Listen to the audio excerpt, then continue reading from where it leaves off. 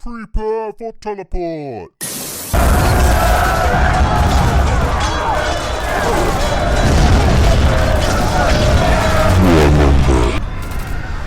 Welcome to Warmonger, a weekly heresy meta podcast. Now, on the line, I have two people. I'm going to introduce them straight away within the first 10 seconds this time. I have Paul from our local meta here in Brisbane. How are you, Paul?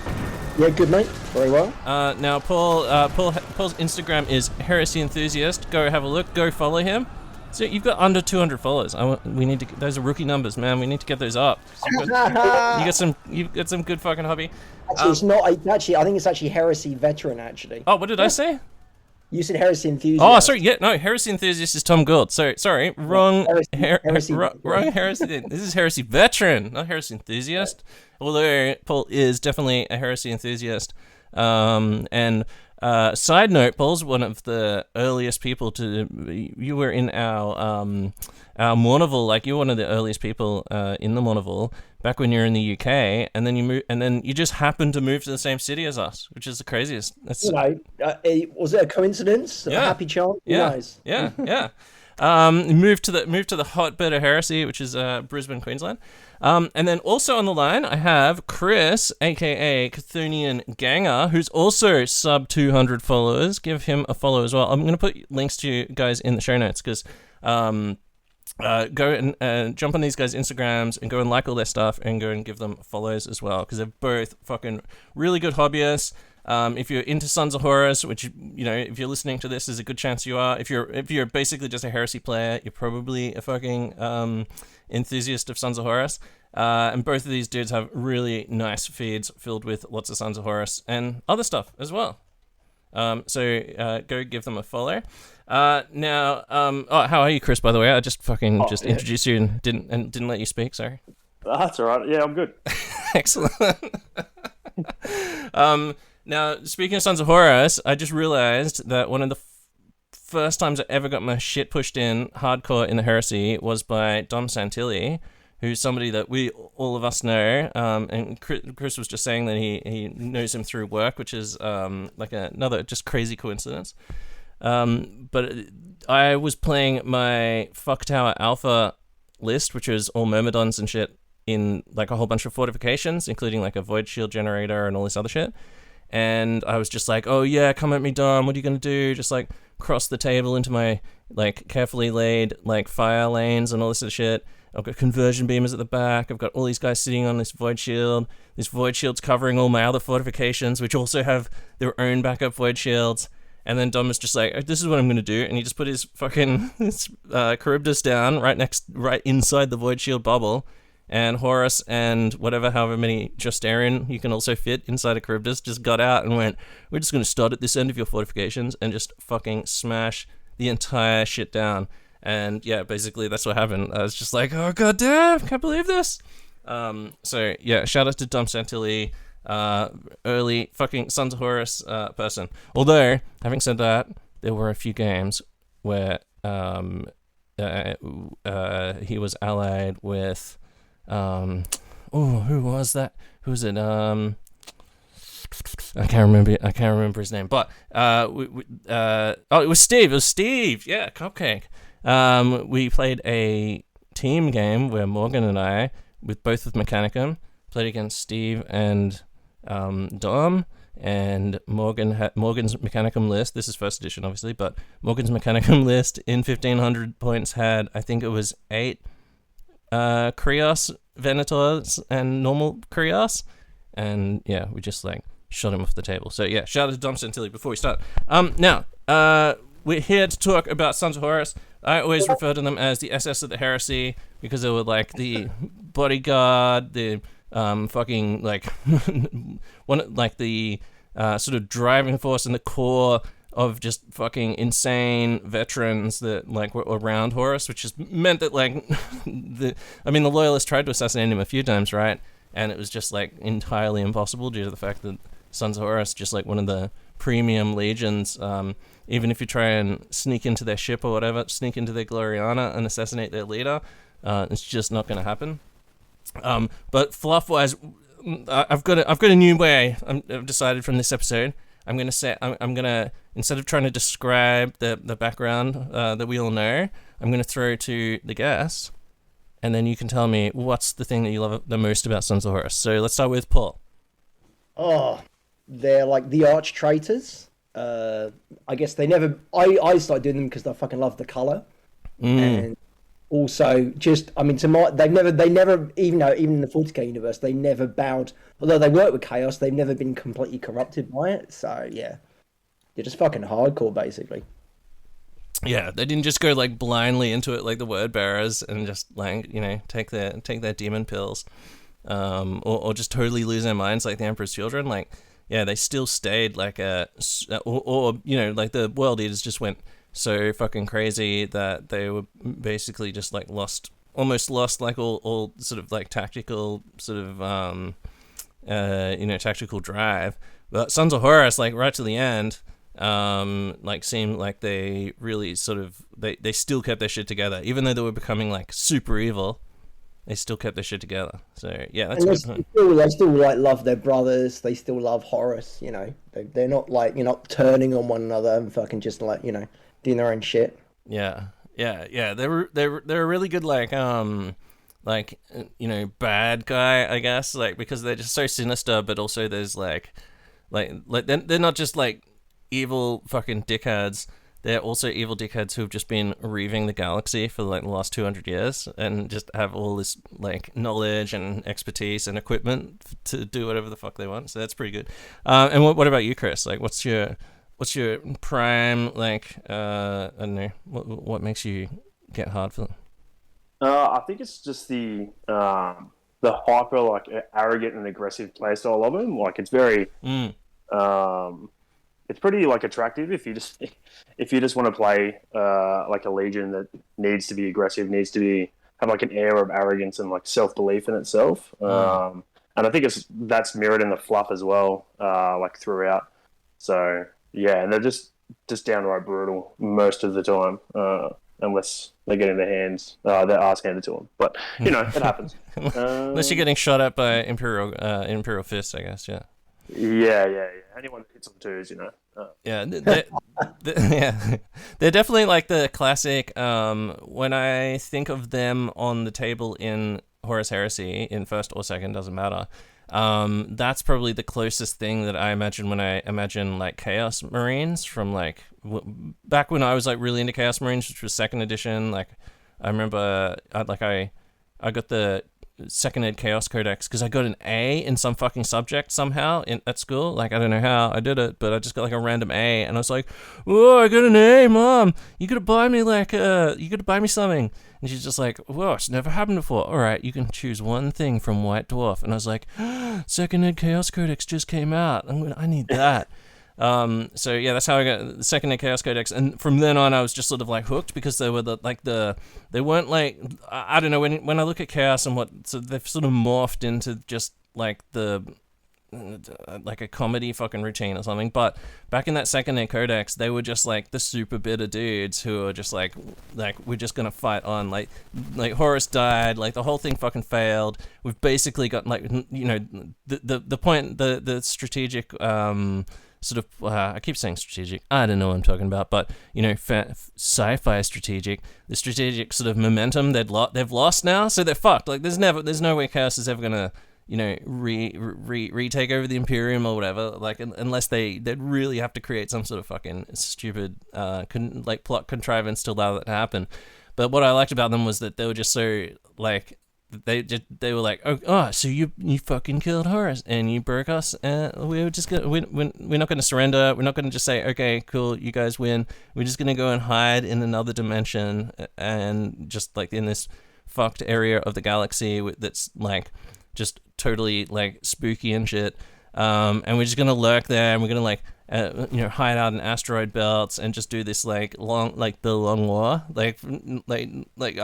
Their goal, I don't know what their goal is. Maybe they set some fucking 20,000 year goal or something like that, and they're halfway through it. But the thing I liked was they were just so bitter and just wouldn't accept like they were just like no. Like we're gonna keep this shit going. So like Abaddon in I think it's Saturnine, when he's just he realizes everything's like going to shit anyway. He's like, cool, sweet, I'm just going to kill the next dude that comes in front of me. And that passage, he just keeps doing that until he's about the door, and then he just gets teleported away. I think it's like That's lucky. Yeah, it's in Saturn 9. That passage is just like the quintessential Son of Horus attitude, I suppose. Yeah, just super bitterness. Which is really good. Now, in terms of like the fluff and their tactics and shit like that, like they always talk about the tip of the spear, right? Like this is their whole thing, is the tip of the spear. Just like their classic thing is like the, you know, Alexander style, like heart stab into the enemy. Go in, just fucking like kill, you know, doing close range teleport attacks, doing deep strikes, like shock assault thing, you know, super fast vehicles, that sort of shit. Lots of space-borne stuff, it feels like, as well, just because they really love their Dreadclaws, right? Like that's like a classic like Sons of Horus thing, is just dudes in Dreadclaws. So yeah, and if you're looking for an army that basically just like, if you're a long-term Chaos Marine player and you like just walking across the table with like veteran troops, just gunning people down and then getting into assault and just being extremely hard to defeat in assault, even by like veteran units, then yeah, Sons of Horus, I think, like, are the Legion for you. Any other selling points, Paul? Well, if someone was thinking, if they're on the fence about it at the moment, they're kind of like, oh, I really like the color scheme, but I'm not sure, should I get into them or not? Have you got any more selling points? Yeah, they're just like the Premier Legion, basically, and fuck everyone else. Yeah, there you go. There you go. Fucking go. What else is Yeah, just go and buy some lots. Go get some Justarin right now, basically. That's it. Just do it. Yeah. Just get some Reavers. Yeah. Just get anything like that you can convert into Reavers, and that's basically all you need. Like, that's basically in that game that we played. So, spoiler alert: we played a game, and Paul's Reavers, like these 2 squads of 10 Reavers, basically killed like my whole army. Right? Like they just went fucking berserk. So everyone goes on about Justarian. I disagree. I think Reavers are where it's at. Oh, all right, excellent. I think Chris, you're a Justarin fan, aren't you, Chris? You're like a big Justarin. Yeah, I'm a massive Justarin believer, I suppose. Well, maybe we'll have some. We'll have to ask the question, which one's better, once we go through the units, and then you guys can argue. I'll just put a stopwatch on, and then we can have an argument. I think spoiler alert, they're both fucking really, really good. Okay, well, let's go through the rules. Oh, anything, and if there's nothing else, let's go through the rules. Any other just fluff stuff that's worth bringing up? This isn't really like a fluff show. This is more like a go through the rules, like, so that everyone's sort of on the same page, and also just like, you know, get people who are maybe hyped on a Legion even more hyped, because I get all these messages going, oh, well, I pretty much got to do a White Scars army now. Thanks a lot. Oh, like, I just ordered blah blah blah worth of fucking, you know, Raven Guard. Thanks a lot. Okay, well, I don't know. I can't help that. Sometimes we get excited about a Legion. Actually, I get pretty excited about all the Legions, and as well as Alpha Legion and Iron Hands, Sons of Horus is a Legion that I've played a little bit of, because I was using my a few models from my Dark Compliance. I can make 1,000 points for a ZM. And then I allied in some of Michael's Alpha Legion to play some Sons of Horus. I'm a big fucking Alpha Legion Sons of Horus fanboy as well. So I think this should be a good episode. All right. Let's start off. So what we're gonna do is we're gonna go through the Legion rules. We're gonna talk about the Warlord traits. We're gonna jump over to the extra equipment and the special units. Then we'll come back, we'll finish it off by covering the special reaction and then tying it up with the rights, because the rights are the sort of the last thing you want to look at, because that'll, after you've read about what all the units do and all the special rules and equipment, then you read about their rights, and then you start putting like the idea of your list together, I guess. I think that's the best way to do it, but you know, like, that's the fucking way we do it. Okay, let's talk about their special rule, which is Sons of Horus, in close combat, if you charge them or they charge you during that turn, neg 1 strength of attacks against them. The key wording there is successful charge, and successful charge is defined by anything that's not a disordered charge. So It's a really fucking good rule. It is strange in some ways in that if if I charge you and you disorder me, then you don't get your strength debuff against me for some reason. I don't know why it's worded like that. Seems very strange. I don't get it. But in terms of like on the when you get on the table, holy fuck, very, very good. I'm having both used it. It's extremely good on a dreadnought, for example, because strength 4 goes down to strength 3, and then you can't wound, not even on 6s. So think about that in terms of just basic marines with chainswords or whatever. I mean, they can always just throw crack grenades at you, but it stops like a shitload more shred attacks from chainswords and stuff like that. But yeah, the key there is the successful charge bit. So you'll find like, you guys tell me, like, is it extremely? Do you ever find yourself getting cheated of that rule that often, if you play it right, or what do you? I hadn't picked up on the disordered charge thing, but no, to be fair, I normally just shoot them as they come in, and then, reckon I can beat them in close combat. Yeah. If they're charging you, there's no reason to try and disorder their charge. But if you're charging them, most of the time as well, like you're trying to, if you're going to charge like a big unit, for example, like Paul charging my Terminators, you're going to use like some sort of contrivance, like pinning or something like that. Or a small unit that sort of just like tanks their Overwatch, and then you charge in with your main unit anyway. What about you, Paul? Have you, Chris, have you found it like very difficult to get that, to make that happen? I think most people are really consumed with Overwatch. They don't really pick up on disordering a charge can have more of an impact than an Overwatch. Like a volley of bolters isn't exactly the same as like robbing someone of their furious charge or extra attack. But I think once people get more in touch with the edition, they'll start picking up on it more and more. But yeah, I've been robbed of it, and it hurts. Yeah. Now, so it's not a huge thing. I don't think it's a huge thing, but it is something to think about, especially if if your main Death Star is going to fight, if you're Sons of Horus and your Sons of Horus Death Star is going to fight against like another Death Star, you want to have every single advantage. If you go, like, one of the best things about this is that it takes Power Fists, Thunderhammers, Chain Fists down to Strength 7, which means that like if you have a way of getting Feel No Pain on that unit, then you get your Feel No Pain. If you have like some way of getting like an invulnerable save as well, and you're getting like a just a basic 5+5+ on Tartarus with a Primus Medicae, 5+5+, and you're not and you're not also on top of that you're not being instant killed because a Thunderhammer or whatever is going down to Strength 7. Holy shit! It makes the unit so fucking durable.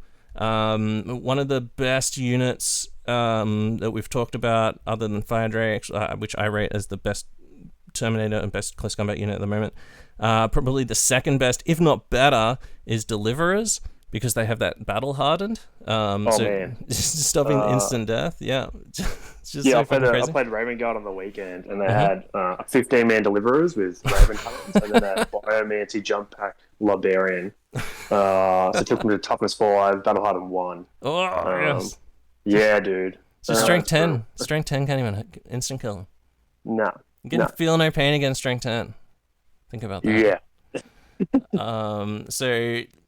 Well, that's mind blowing. I'm reeling from that, like the idea of that. Holy shit! So what'd you do? Did you kill him, or like what happened?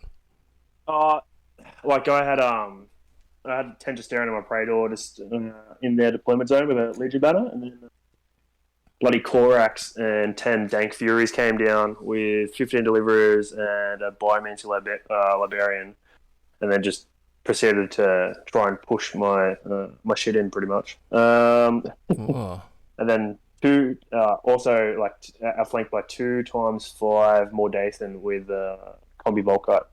So yeah, that's savage. It was brutal. Yeah, man, people were rating Raven Guard as just being total shit, but like, and then when you sort of point out all their rules, they go, oh yeah, but it's only a mono build. But then, like, it isn't there, because there's, like, so much good Raven Guard stuff. Like, even if he didn't have 15 Deliverers, just having those claw boys and stuff like that are fucking really good as well. So they've got 3 really good units, which I think are really, really good. So you can mix between those. It's not like some mono build shit list. I don't get it. I think they're fucking really good. Have you played against them, Paul? Against Raven Guard? They're the one I haven't. I got my who was the UK guy that lived over for a while? I had my shit pushed in by him in first edition. And that was the last time I fought them. So, fuck. Oh really? Oh yeah, that was last. Yeah.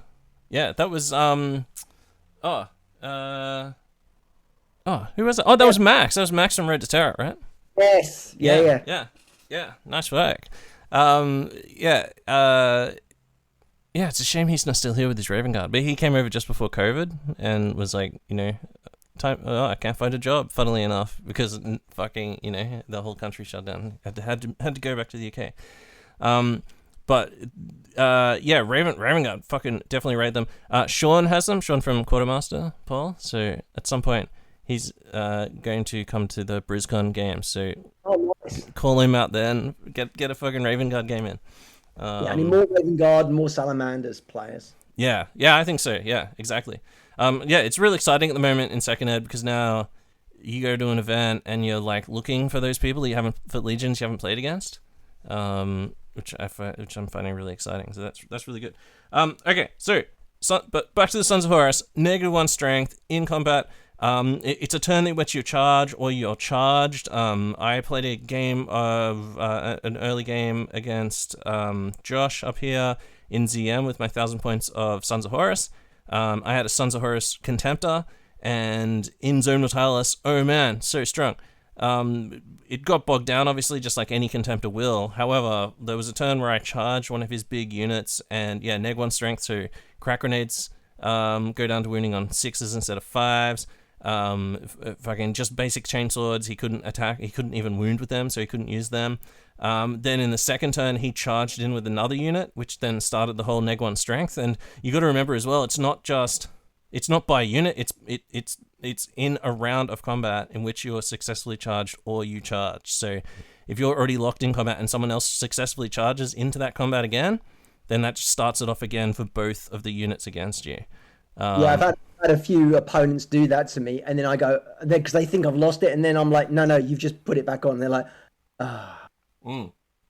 Yeah, and usually you tell them, like, this is what's going to happen, and they're like, oh, fuck, well, I'm going to do it anyway. Might as well just fucking try. But, yeah, so strong, like, getting like the strength debuff in combat or the instant death threshold raising, which is battle hardened, both of those rules extremely fucking huge. There's lots of Sons of Horus special units, spoiler alert, the weapon skill 5 as well, having weapon skill 5 plus that, which is what deliverers have.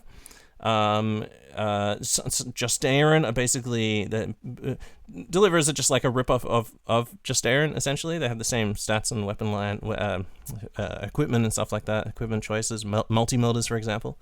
And in the fluff, they literally are just like, oh, these guys really loved what the Justaerin did, so they fucking decided to be Justaerin.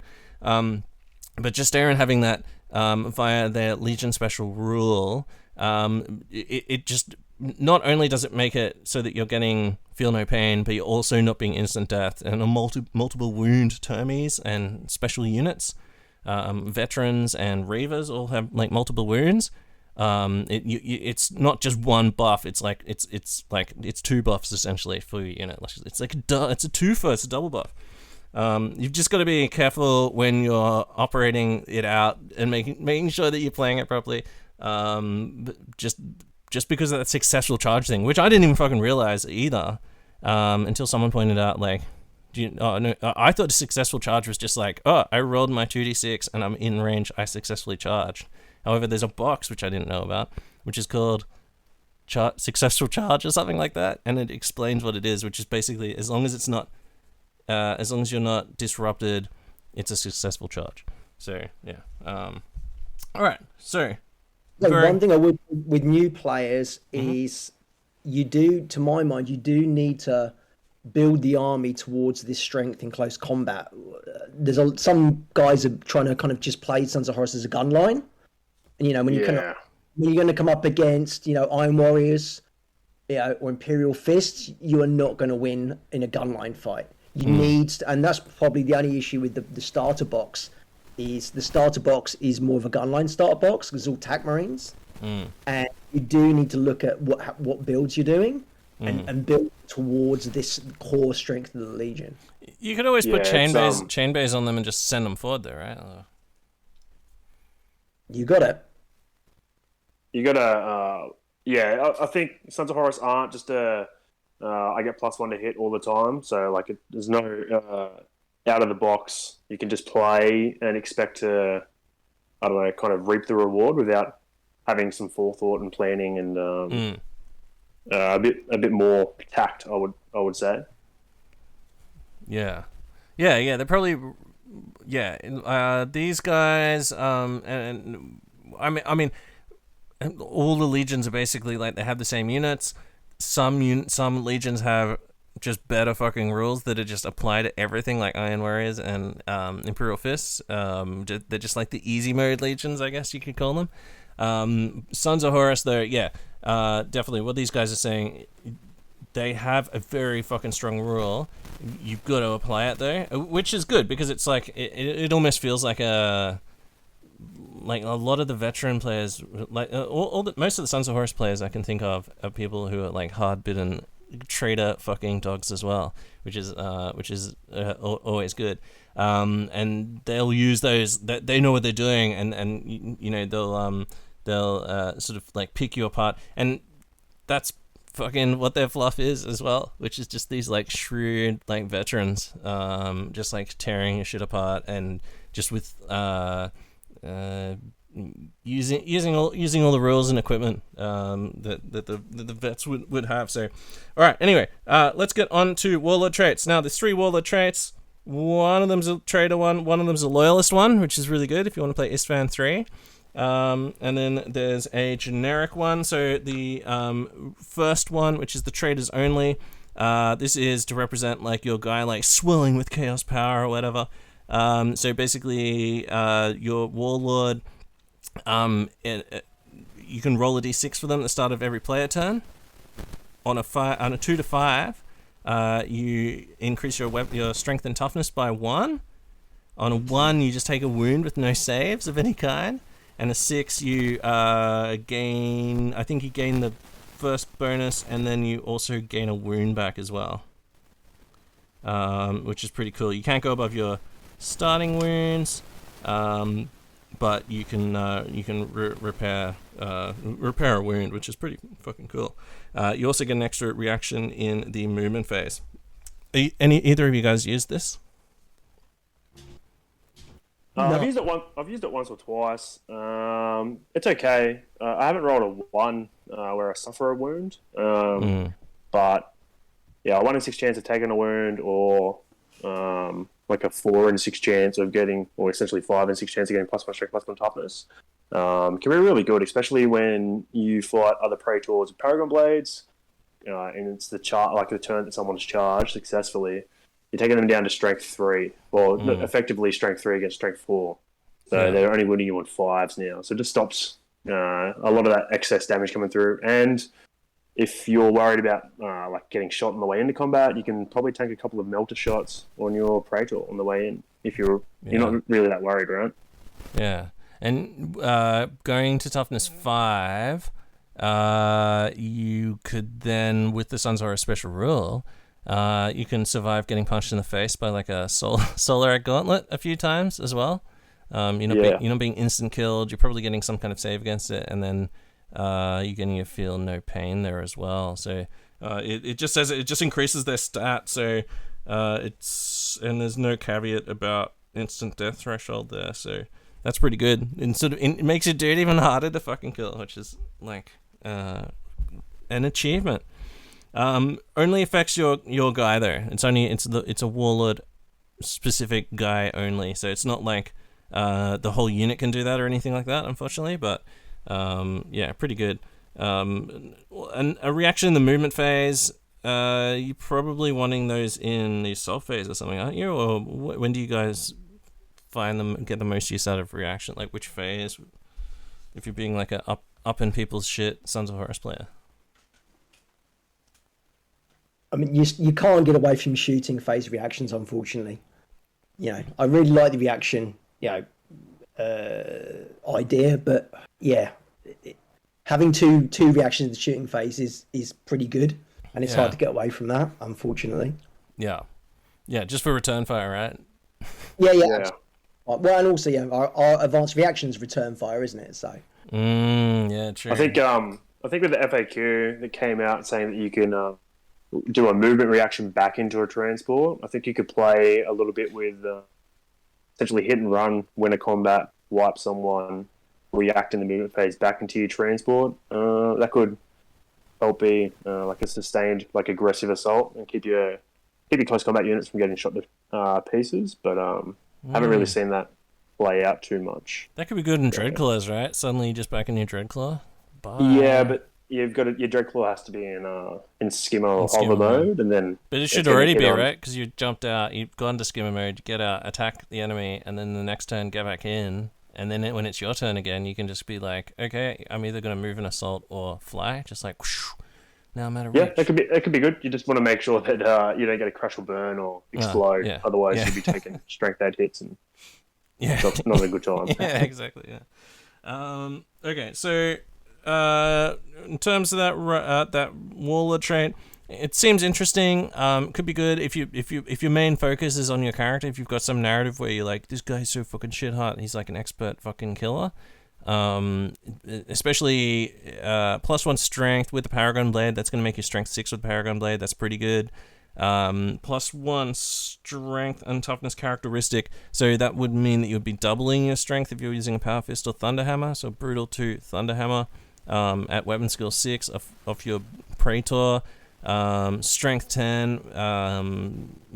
That's going to be pretty good. You'll actually be able to just fuck over shit like Deliverers because they go to toughness 5 for threshold, but you're strength 10.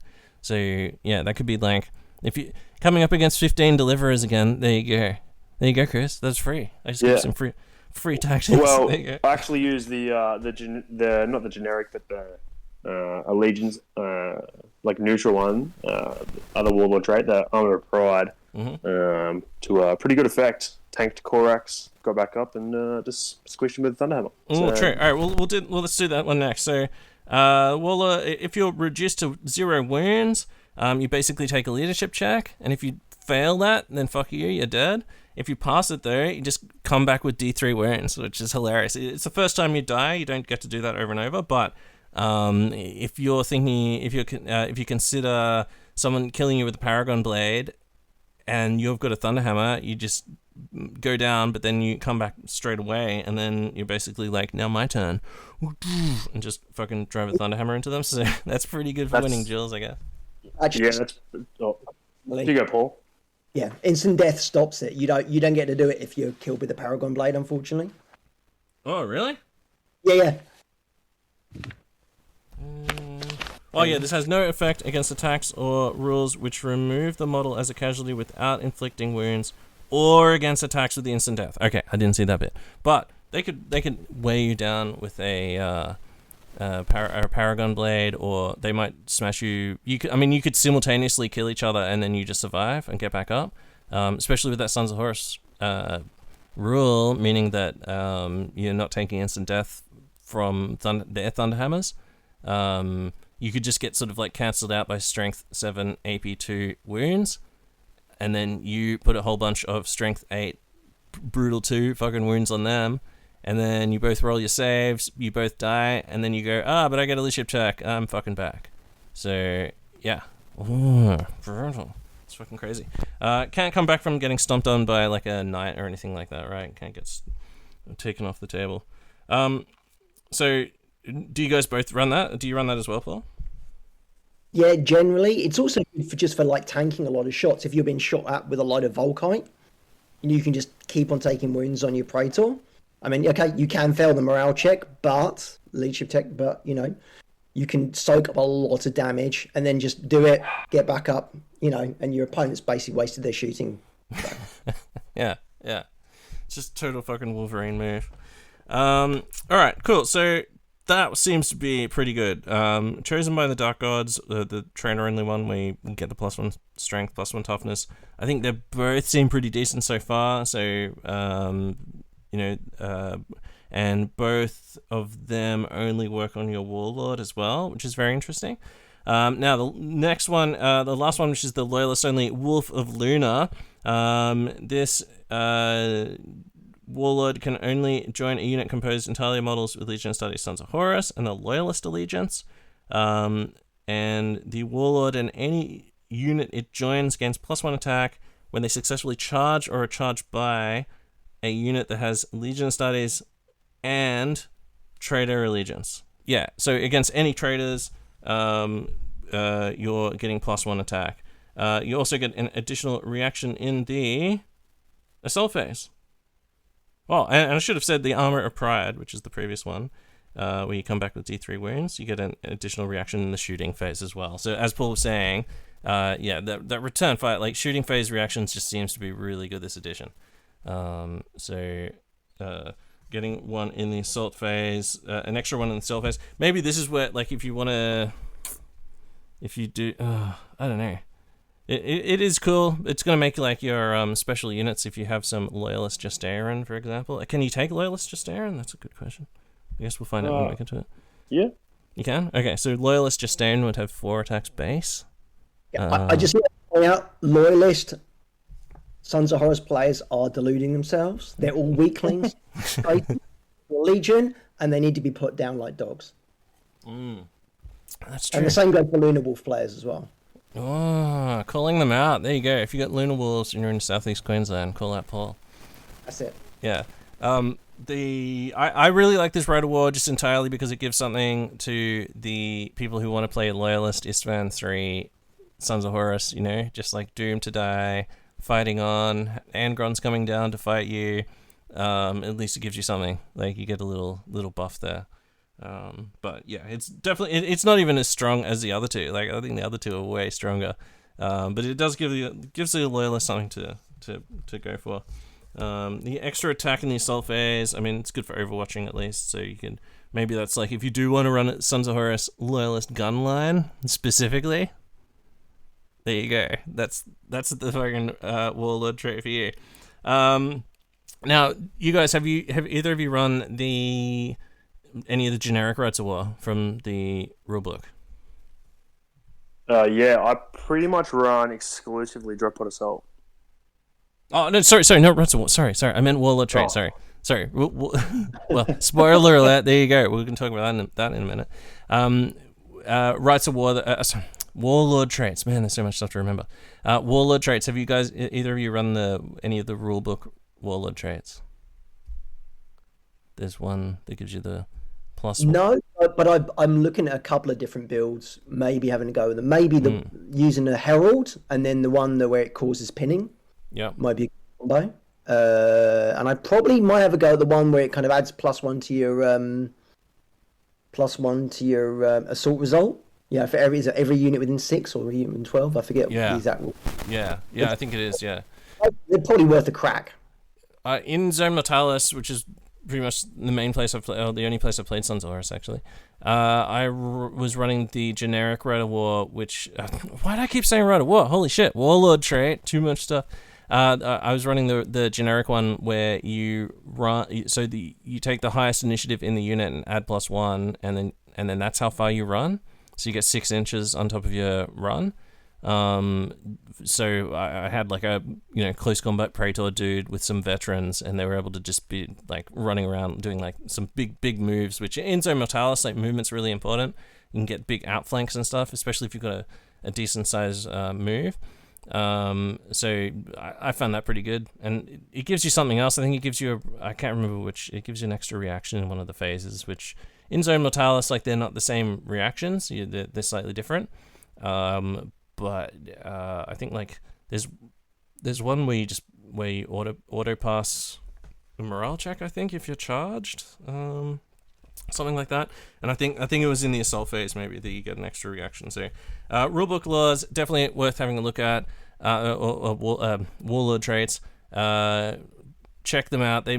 they're not generally not as good as the actual Legion specific warlord traits, but if you've got a build like a non-standard build, it could be useful for that. Okay, so next up, let's talk about the extra equipment. Not that much extra equipment, only 1 page of extra equipment for the Sons of Horus. Number one thing is this Kasoran Power Axe, which is a strength as user AP3, essentially like a power sword, except it has breaching 5+, and the specialist weapon rule. So strength 4 for the most part, AP3, breaching 5+, and then specialist weapon. So I think this is the standard weapon that Justarin come with. And in addition to that, you can swap a power weapon for a Kasoran power axe for no additional points costs. Is this weapon any good? I don't know what you think. What do you think, Chris? I think it's dog shit. Yeah, it's pretty dog shit. Yeah, I keep them on Justarin as dudes that go to die first. The problem is the fact that it's specialist weapon. Yeah. You're losing the extra attack, and it's just like a 5 or a 6 breaching. It's just 5+, yeah. Not quite good enough. You're better off taking double claws to extra 6 up rending with shred, or just a basic power axe. Because you're going to be fighting later. You're fighting at initiative step 1, but you're guaranteed that AP2. So yeah. That strength user is a big drawback, I suppose, as well. Yeah. Because you really want to make that first round of combat decisive. If it lost specialist weapon, maybe. Even then, I still don't think it's probably good enough. Maybe if they made it rending 5+, but that'll probably end up being too broken, I suppose. The only thing I've used this on is on a Praetor to give them 15-point upgrade and give them an extra specialist weapon. So when they've got a Paragon Blade, they get an extra attack. Much cheaper than getting a Power Fist. Yeah. Little axe and sword style looks cool on a Praetor as well. Just like my Reaver Praetor's got that. He's got axe in one hand and Paragon in the other. Yeah, just like some savage fucking boarding axe or whatever the fuck it. What is it? Some special Chthonian. It says they've long held certain cruel patterns of weapon in high esteem. So there you go. There's the fluff for it. It's a cruel pattern weapon. It's an interesting weapon. Breaching 5+. I just really don't like the breaching rule. It's fucking shitty. If it was rending 5+, oh my god, fuck people, you'd be all over it. But just the fact that it's like breaching as well. Like you don't get that extra strength for armor pen against vehicles and shit like that. And also you don't. If it was rending 5+, you would also auto wound on 5+ as well. So you'd get a bonus against dreadnoughts because normally you'd only be strength wounding on 6s. But the fact is breaching you still requires the normal to wound roll. Like it doesn't just auto wound on the 5+. You're still only wounding on 6s against dreads and shit like that. Just makes it it's pretty shitty. I mean, for like if you're thinking of having just like putting a power sword on a sergeant, which is what I do on some of my just basic guys, and even my Maritat just as a fucking power sword, for free it could be a breaching 5+ instead. If it's just one guy who's never gonna fucking be taking on a dreadnought anyway, that's probably better because he's just but the specialist weapon again, like Paul said, losing that attack. Yeah, you're either losing an attack on someone who's not that great, or you're gaining attack on someone who is great. So it's kind of like a weird thing there. I can't imagine running it, especially just the fact that your characters, because of that neg1 strength, your characters with Feel No Pain and an Invulnerable save, if they've got a 5+ Feel No Pain and a 4+ Invulnerable, they can just basically just like fight it out with any other Power Fist equipped dude anyway. So you might as well just like take a Power Fist because you can survive a round of combat, whereas the enemy usually can't. So I don't know. That's how I feel. Okay, next up is the Bane Strike Bolters. These are a range 18, strength 5, AP 4, rapid fire, breaching 6 shot. So essentially a bolt gun with 6-inch less range and breaching 6. Not terrible. and a Banestrike Combi Bolter, which is the same thing except twin linked, which is cool. And you can put those on Sons of Horus independent characters, and any Seeker squad can take them. I don't know why you would do that, because you would lose the Scorpius rounds, which are really good. Legion and veteran squads can take them as well, for 2 points per model. So yeah, interesting. How have you guys found these? I'm assuming you guys have run this, right? You might have, there's a bunch of units that just come with them, right? I run a couple. They're really good because they've got strength 5 AP4, so it's really good against Thalax. Yeah, you're right. Sorry, I fucked up the rules out. Yeah, it is strength 5 AP4. Sorry, I thought I read those. I made a rum way too strong just before we started recording. Strength 5 AP4, not strength 4 AP5. Yeah. So I mean, you're getting an increase to wound. You're getting breaching. It's not bad. It's kind of like poor man's plasma gun, I suppose. Just very poor. Well, I ran 2 units with these in the game last night for the first time, and actually I really rate them. Oh, cool. But I'll talk about those when we get to the units. Oh, okay. All right. Well, there you go. That's a Banestrike ammo. Interesting. We'll find out how good they are. It sounds like maybe Reeve has had them. Okay, next up is the special units. We'll do the Dark Emissary first. We mentioned the Dark Emissary when we recorded the White Scars episode, which was the last one. So the one before this, which hasn't come out yet at time of this recording. But this, because one of their Rights of War allows a Sons of Horus allied detachment, and this Dark Emissary is almost made for it. But I've also played against Cam here in Brisbane, who was running a Trader Ultramarine army, and he had an allied detachment with one of these Dark Emissaries. So it's a console upgrade, plus 25 points. You gain the Warmaster's Eye special rule, which is if they're the HQ in an allied detachment, then all models in the allied detachment gain the Stubborn special rule that have all the Sons of Horus ones. So just having a small allied detachment all with Stubborn, fucking great. He comes with a Staff of Dark Authority, and he can't have a jump axe, a combat bike, or a scimitar, whatever, blah, blah, blah, blah, blah. So Aura of Dark Authority. So this is all models with a Trader allegiance within 6 inches of a model with the Staff of Dark Authority, including that model, increases their leadership to 10 when taking morale or pinning checks. So fucking that is really, if you're thinking about a gun line or just a big vast foot swarm, having a small allied detachment which is all going to get Stubborn, and then also like a 6-inch leadership 10 bubble, for morale and pinning. Very, very good. Like, it's literally like the Sons of Horus just sending some guys to be like, make sure these other fools do not run away. And then you can also use it as a weapon. It's strength +1, AP3, melee, unwieldy, murderous strike 6+. For some reason, staff is extremely good in close combat. It's even better than a Kassoran power axe. It's like an extremely sharp stick or something like that, I guess. So, have either of you guys run this guy, Dark Emissary? And if not, why not? Why not? Because we need demon rules, and I need the Solar Auxilia rules. So I run an arm and have these as the allies. Oh, yeah. Oh, yeah. I guess like Solar Aux, we can assume that they're going to have a whole bunch of leadership buffs and things like that, right? If it's possible, if they gain, if they have some crazy rules, where because we saw that Tertiary rule where they're able to Overwatch with an entire Tertiary if you like charge a unit that, in the Tertiary. If they have some like cool leadership rules, and then you could also on top stack it so that they're leadership 10 plus any other stuff, that could be pretty fucking cool.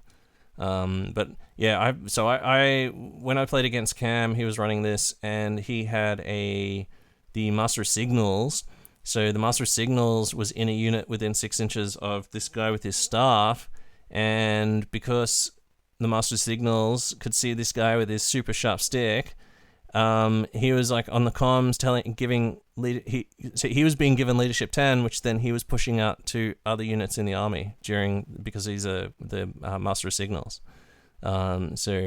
Extremely strong, like, and it's leadership 10 for morale and pinning. So if you're having problems in your meta, even if you're getting debuffed by fear or something like that, starting at leadership 10, extremely good.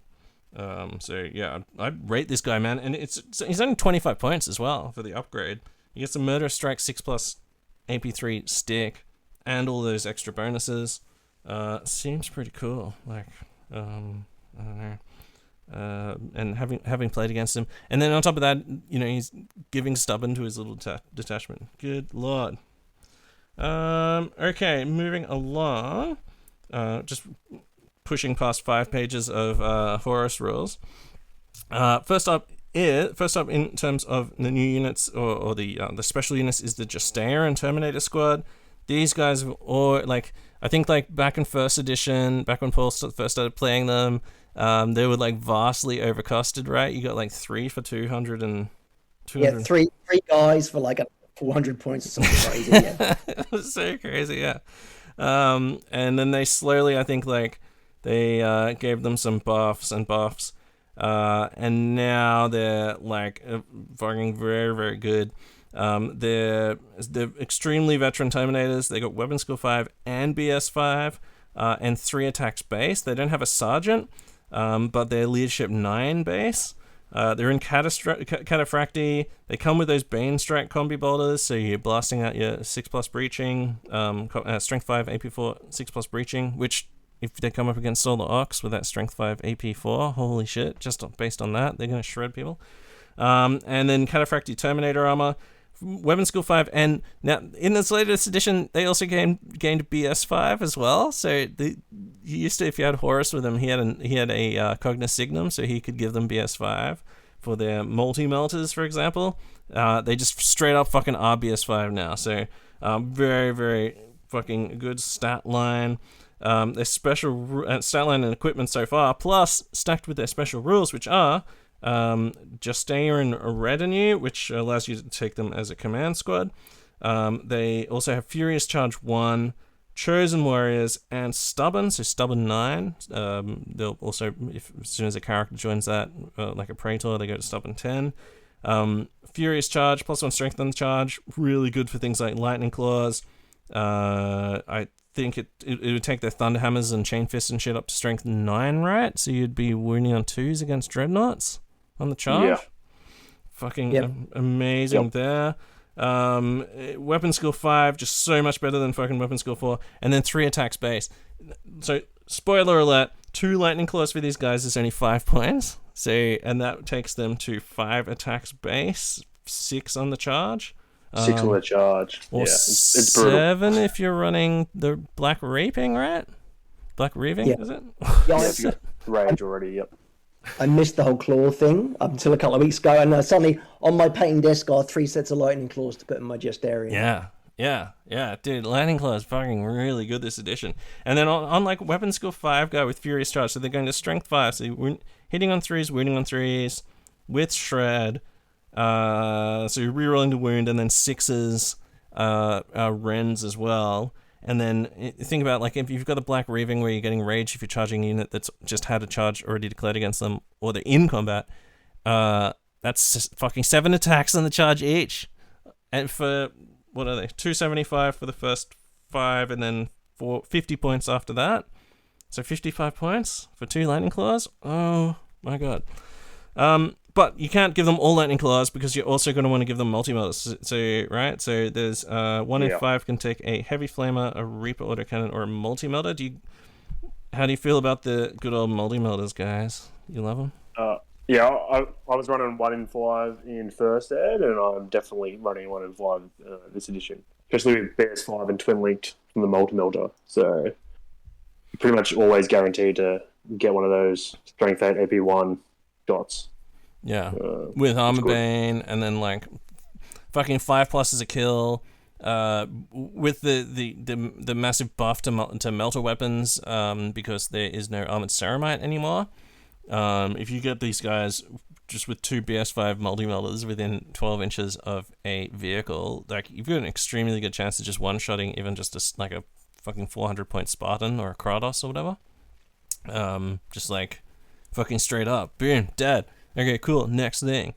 So yeah, if you can teleport down or do something like that, or come out of some sort of vehicle and then operate those weapons like within 12 inches, it's not unfeasible to just get your points back in a single round of just shooting, and then on top of that, you're just an unstoppable just Terminator fucking wall. So definitely have a look at those multi-melters. How do you normally deploy them?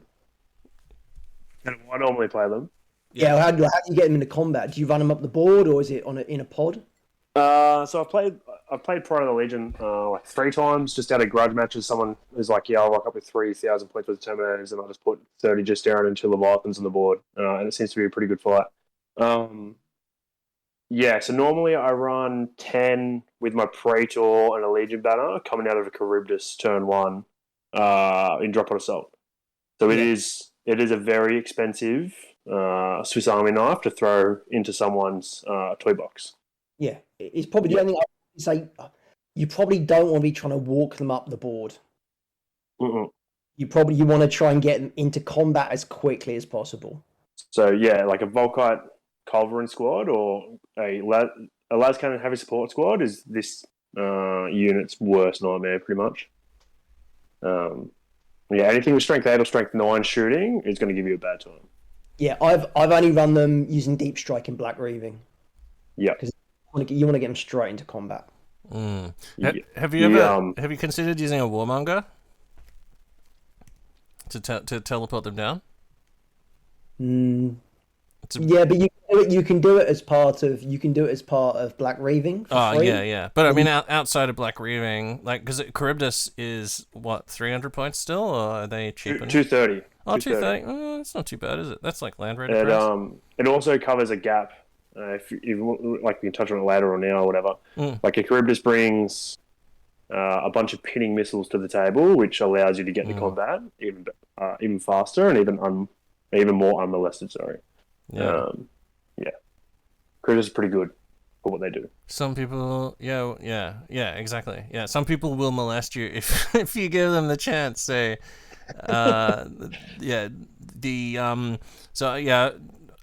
Warmonger has a deep strike. Like any unit he joins, he can deep strike them. It does have a side effect. Well, it's got 2 fucking downsides. Number 1 is you have to roll essentially a difficult terrain check, a dangerous terrain check for everyone after you teleport. And then number 2, in the assault phase, you have to always assault the closest unit. You always have to declare a charge. So, both of those are downsides. However, the fact that they're just staring just means that, you know, like, that if what are they gonna do? Like, I'll fucking draw you into combat, because if there's a lot of units that they could just go, here's a Leviathan, you've got to charge me, and then I'm gonna fuck you. Whereas if they're just staring, they're like, okay, cool, we will fuck you, you know. So I feel like just staring might be one of the units that, like, it's almost worth the risk. But yeah, I don't know. Yeah, have either of you guys run them with any consoles that upgrade them? Like the I mean, if they've got the Legion banner and they're scoring, as long as that guy's alive. Have either of you run a Primus Medicae with them? No, I haven't run Primus Medicae. The only thing I've run with them is a Siege Breaker. So you're having your multi-melters that are Sunder, and then I take combi melters on mine, so you've got that first Alpha Strike is exactly what you need it to be, just to get them where they need to be. Yeah, but, that's devastating. You can take on Dreadnoughts a Phosphex grenade as well, and you know, you're having you just piling on the bad time. Yeah, So wait, so you got 2 multi melters and what, 8 combi melters? 7 with the Legion banner taking on that 7 last and slot. Legion. 'Cause- yeah. Well, that's powerful. Yeah, you can see if you're getting within armor bane range of a dreadnought, you're hitting on 2s, wounding on 3s with a reroll to wound, and then they're getting 5+ save. So against dreadnought, I mean, you reroll wound against dreadnoughts and automata. That's like, that's fucking savage. I mean, fuck, that's exactly what the fluff says that the Sons of Horus do, and in the books, that's exactly what they do, right? They just go like, oh, what's the toughest thing in the line? That we'll just fucking land next to it, and and then just vaporize it with melters, and then the whole line collapses, and we'll just keep pushing through. Yeah, dude. So, yeah, and then I run. Super flavorful. I've got like 5 to 6 Thunderhammers in there, so yeah, got a good time. In combat. Just smash your way through shit. Now, if they get out of the special K, can they shoot and then charge? Yeah, dude. Yeah, so Special K is the only pod that kept assault vehicle.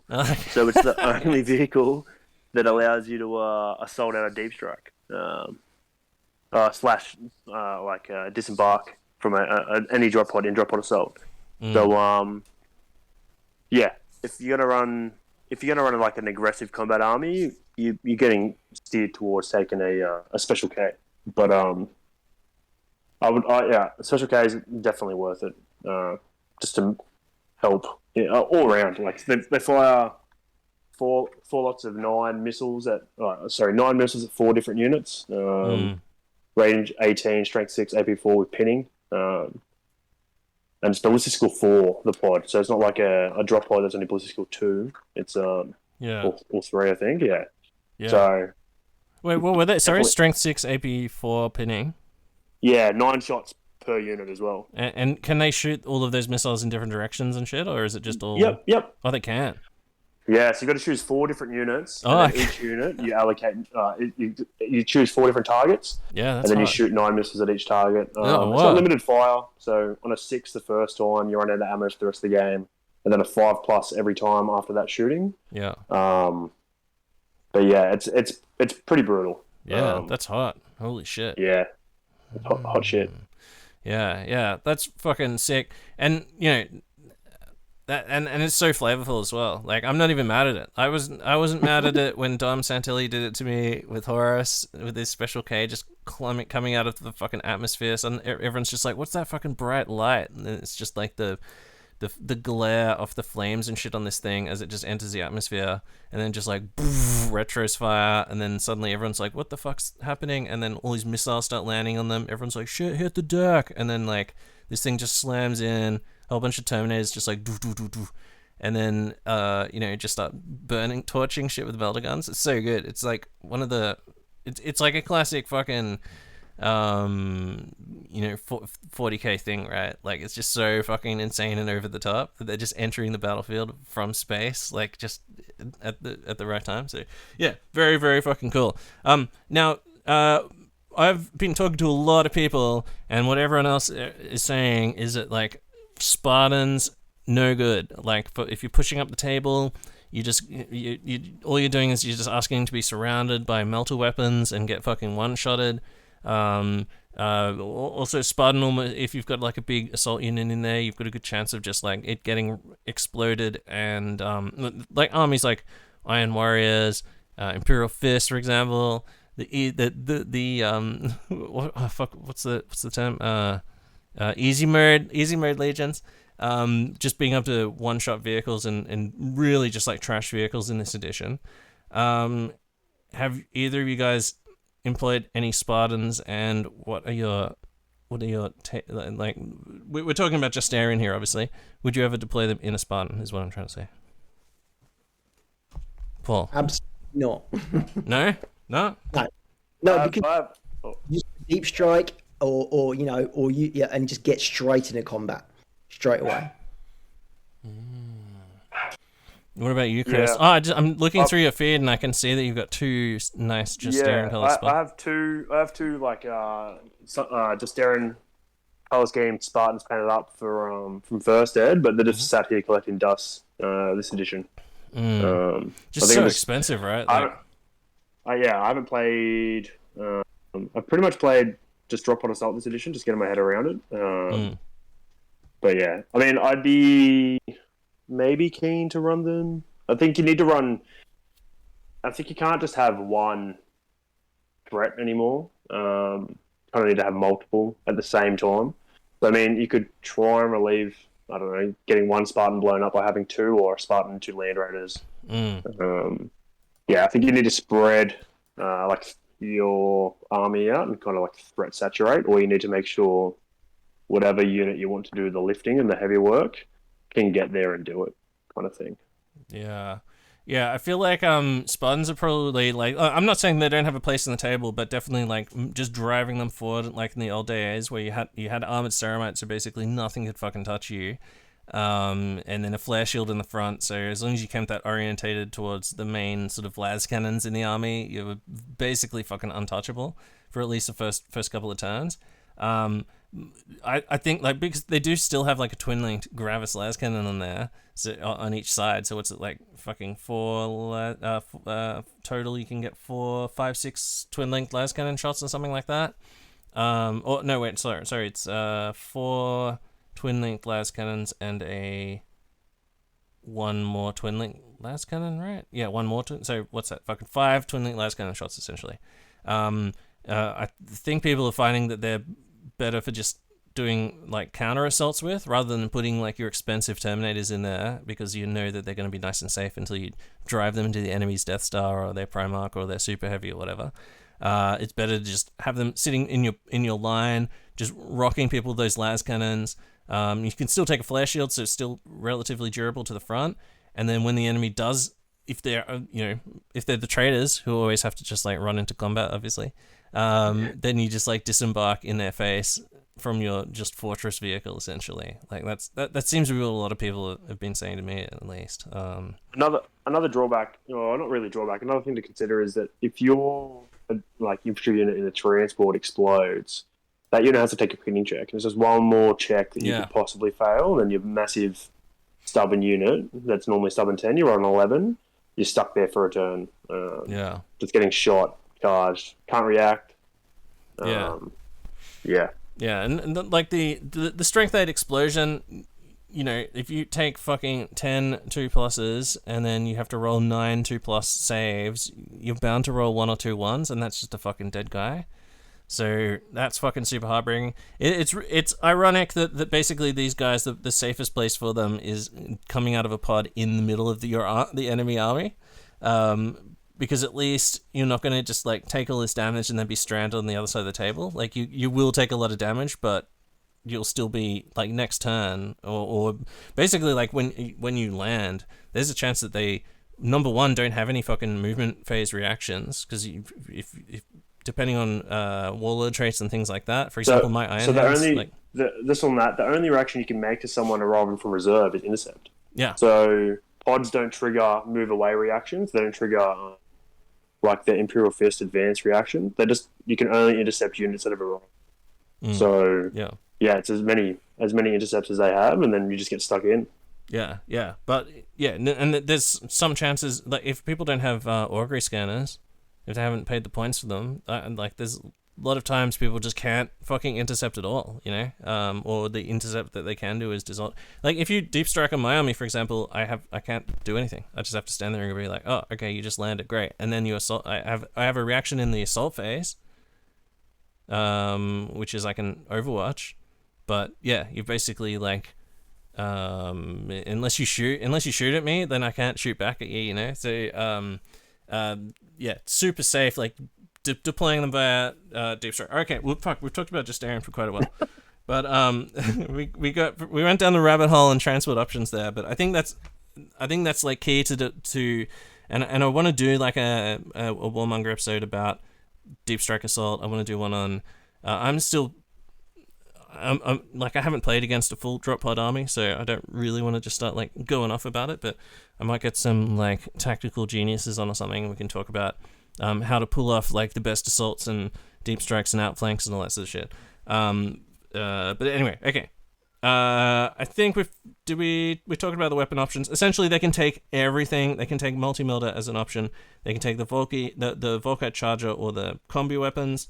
They can take a Power Fist, Power Weapon, Single Claw, Chain Fist, Thunderhammer, or 2 Lightning Claws. and it's all fucking cheap as shit. A lightning claw is free, so just swapping that Kassoran power axe to a lightning claw is free. So, I mean, when I was watching lots of TT Sim games, I said, like, mathematically, what's the best combo? And one of the people told me that it would be just taking a lightning claw as the close combat weapon is like extremely good, because you can shred through fucking 3+ armor, and then also you've got a chance of wounding against against dreadnoughts and terminators and everything else. And it's it's extremely cheap, only 5 points for a normal terminator, or free for just Aaron. So not a terrible choice there. Thunderhammer for 15 points. 15 points for 3 attacks with Thunderhammer.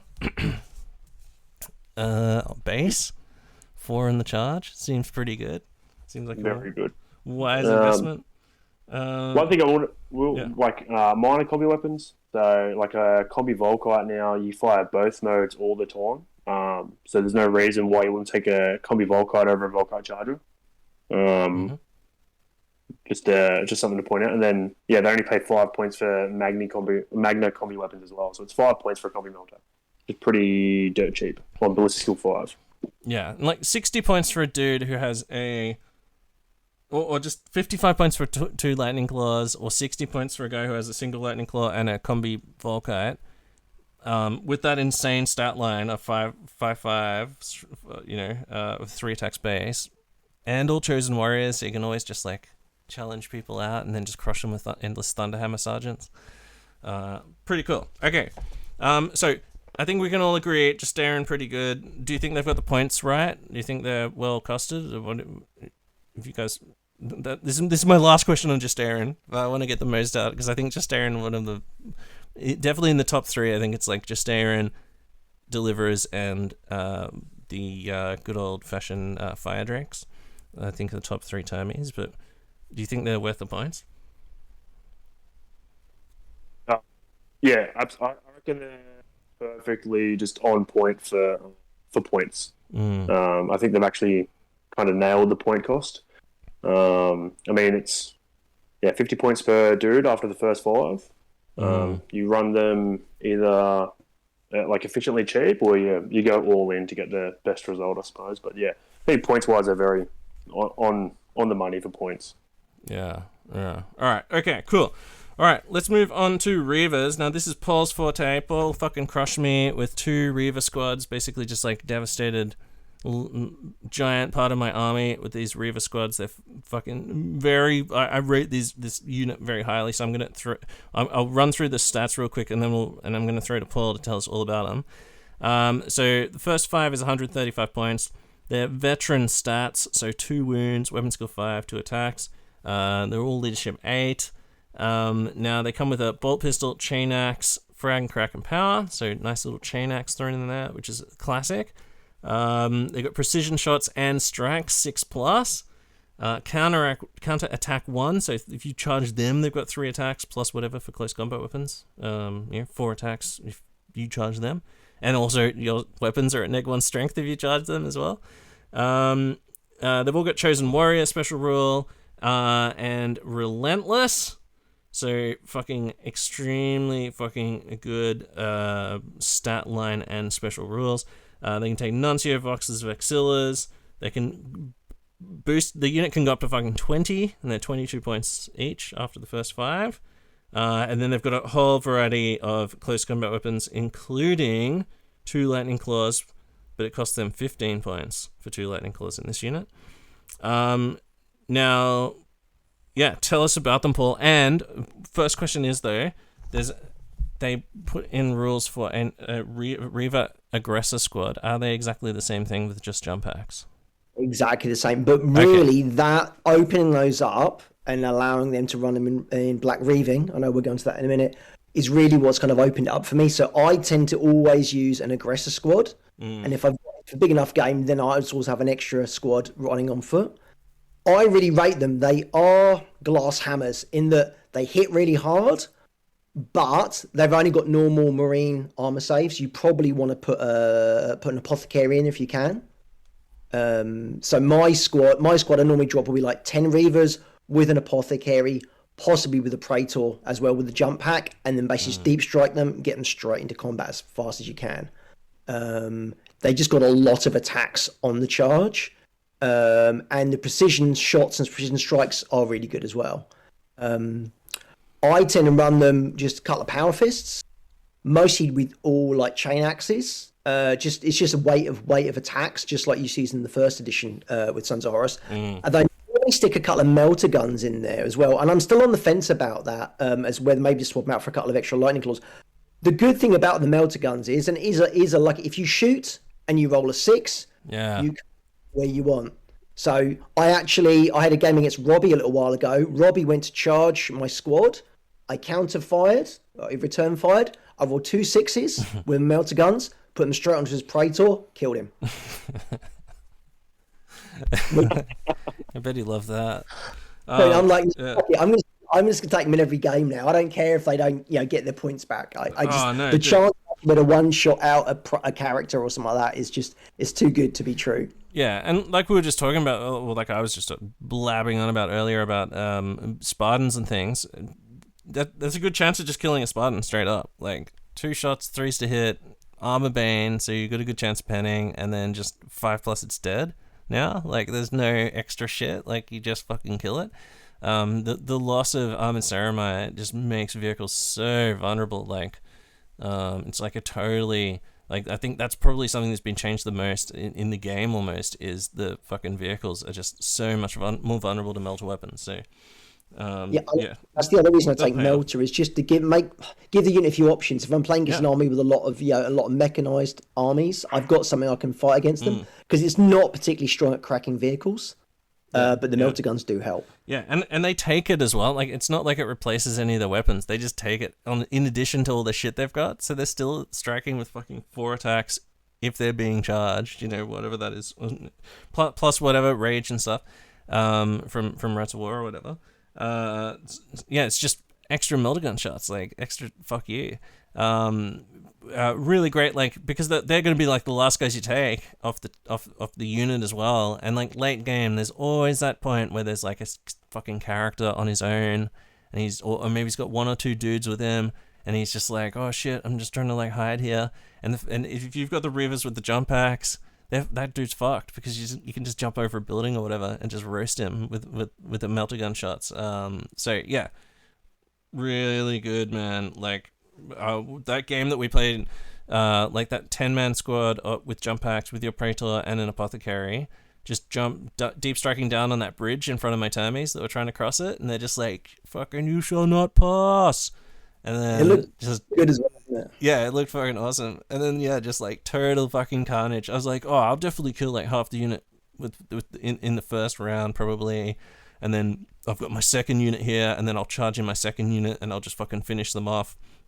But no, that's not what happened. Like it's like your dudes landed and then charged me, and then my guys just basically all perished except I think for my general. And then my second unit of 10 termies charged in. I think like 9 of them made it or something. And then in 2 rounds of combat, those Reavers were just like, nah, we're getting feel no pain. We're not dying. We're not instant dying. And yeah, just and all those power fists, because every single Reaver can take a power fist for 15 points. I think I would normally run 2 in a squad. Yeah, just to and the points. That's being nice. You could take like 4 or 5, like 4. Imagine just 4 in there, just straight up like 3 attacks on the charge, 3 power fists at weapon skill 5, on the charge, like with the chance of precision strikes as well, like just winging those strength 8 AP2 attacks into people, into characters and apothecaries and things like that. Yeah, brutal. Just keeping them alive, like you said. But you've always got, if you've got an apothecary in there, apothecaries are only 45 points base. You only have to, I mean, what's just a basic Reaver without a jump pack is 22 points. So if you save, a couple of, like, 4 wounds or something like that, you've almost got your money back. Just from a single apothecary. And by money I mean points in the game, imaginary, currency of in-game power level shit. But you're gonna. Yeah, definitely. I think the apothecary is almost like mandatory chucking him as many units as possible. I'm surprised that Chris is saying that he hasn't run a Primus Medicae, because Primus Medicae in there, giving the in Justaerin, giving Justaerin that feel no pain as well. Oh, so savage. Yeah, it could be super tasty. But I just haven't expanded too much on what I have. I think another thing that is super zesty is a bunch of Combi Melter Seekers and a drop pod, but that's for another time. Oh, yeah. yeah. All right. One last thing on the Reavers is there is a bit of maths involved with them because the precision strikes, you've got to do each weapon separately. So you've got to roll you've got Lightning Claw, got to roll it out, and E6 is a precision strikes, put them on one side. Then you do your chain axes. You've got to roll those out separately and put all those precision strikes to one side. So there is a bit of a little bit of math hammer involved with running them as well, which I sometimes forget if I had a few beers. Yeah, definitely. And imagine if you really want to make it hard for yourself, take a whole bunch of Reavers with precision shot 6+, and then give them power weapons, and then swap the power weapons to Kassoran axes that have breaching 5+. So you have to roll normal hits, and then normal hits breaching or non-breaching, then precision hits with precision shots breaching or non-breaching. So it just doubles the amount of fucking bullshit that you have to add into. You want to get some breaching. You want to get take. What I did is I built my Terminators just like, fuck yeah, this looks cool, and like power axes and all different weapons. But like when you go to roll it all out, oh man, it's a pain in the ass. You gotta be like, okay, so I've got this many attacks, and that's just from like having 3 different Terminator weapons or whatever, right? So yeah, don't worry, you can definitely make it super hard for yourself. Have either of you run charnable weapons? Given that they've got duelist edge now, that could be a bit brutal on chosen warrior Reavers. Yeah. No, but it is something I've been thinking about. It's like a Tabar or a glaive, just to have, because you get breaching regardless. It's the same points as a Kassoran power axe, but that duelist edge might get you through there first. Yes, it's a good idea. Yeah, isn't there a spear that's like plus? Isn't it? Is it What plus you 2 want to do initially? with Reavers is you want to try and knock as many wounds off before they get to hit you back with their heavy stuff. Yeah.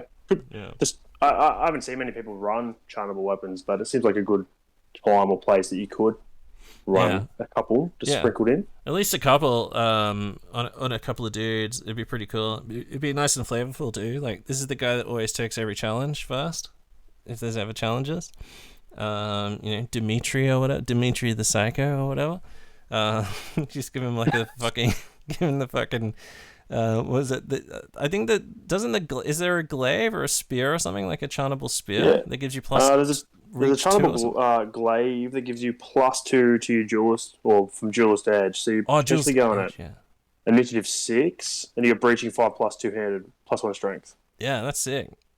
It's 2-handed as well. That's pretty cool. Like a Reaver with just a 2-handed spear. Just like, hey, what's up? Fucking Dimitri the psychopath. I'll take you on with my spear. That's kind of cool. That's a sick idea, actually. Yeah. Counter. Yeah, there you go. Chosen warriors. All right. Reaver's fucking extremely good. As we just talked about then, Paul fucking just deep struck his down like with jump axe. He had. I did mention a second Reaver squad, which were just foot Reavers, right? And those dudes had to like cross like a dry riverbed and just totally fucking annihilated like Thalax unit down there, slaughtered them.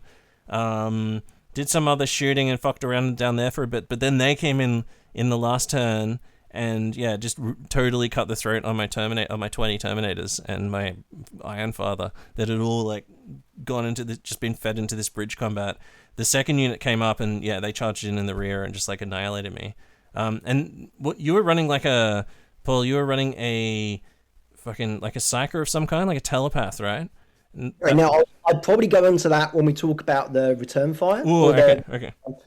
The special reaction. Okay, cool. All right. So Reavers, very good squad. They only have 2 special units in the main rulebook. I just want to quickly go through chieftains though. Yeah, we're still on time, so we've got plenty of time to go.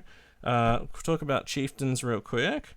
Now, chieftains are the exemplary battle special unit that the Sons of Horus got. This is in a thing called A Battle for Trisolian, Vengeful Spirit. Now, these are what I thought when I read that. I was just like, oh, this is cool. It's like a whole unit of just the sergeants from fucking Reavers, like the chieftain guy. However, they're called chieftains, and the units are called, and the models are called chieftains. However, they don't have the same stats as a Reaver chieftain. They have one less attack, unfortunately. But other than that, yeah, they're just veterans. They're weapon skill 5, 2 attacks, 2 wounds, leadership 8. These guys come, it's 125 points for 5, which I think is a steal, because they also come with a Bane Strike Bolter, a Legion standard in the unit, on the standard bearer guy, who's just a infantry guy as well, just a separate. He's got the same stat line as everyone else. It's just that he's carrying the Legion standard, I guess. But anyway, they also all come with a bolt pistol, chainsword, frag, crack, power armor, and a boarding shield. So that makes them heavy, but that means they're rerolling their armor saves against blast weapons, which is graviton and shit like that, pretty good. And they have relentless, which is very good with their Bane Strike bolters, being able to relentless and then charge. Chosen warriors, Kingslayers, and chieftain retinue. These rules basically boil down to the Kingslayer thing is if there's an independent character in the unit or a primarch in the unit, then they can reroll 1s to hit, and then if they're in a challenge with an independent character or a primarch, then they reroll all their attacks, which is cool. We'll check the options. Can they take Tabars and things? Can you make Dimitri the Psycho in here as well? I don't know. We'll get to that. So chieftain retinue is you can take them as a command squad, whatever, as part of their retinue thing. So it doesn't take up a slot, and whoever you take it with has to be a Master of Legion, and they have to deploy with them, and they have to stay with them during play. And it doesn't give them the banner because they already just come with the Legion standard. So those options very good.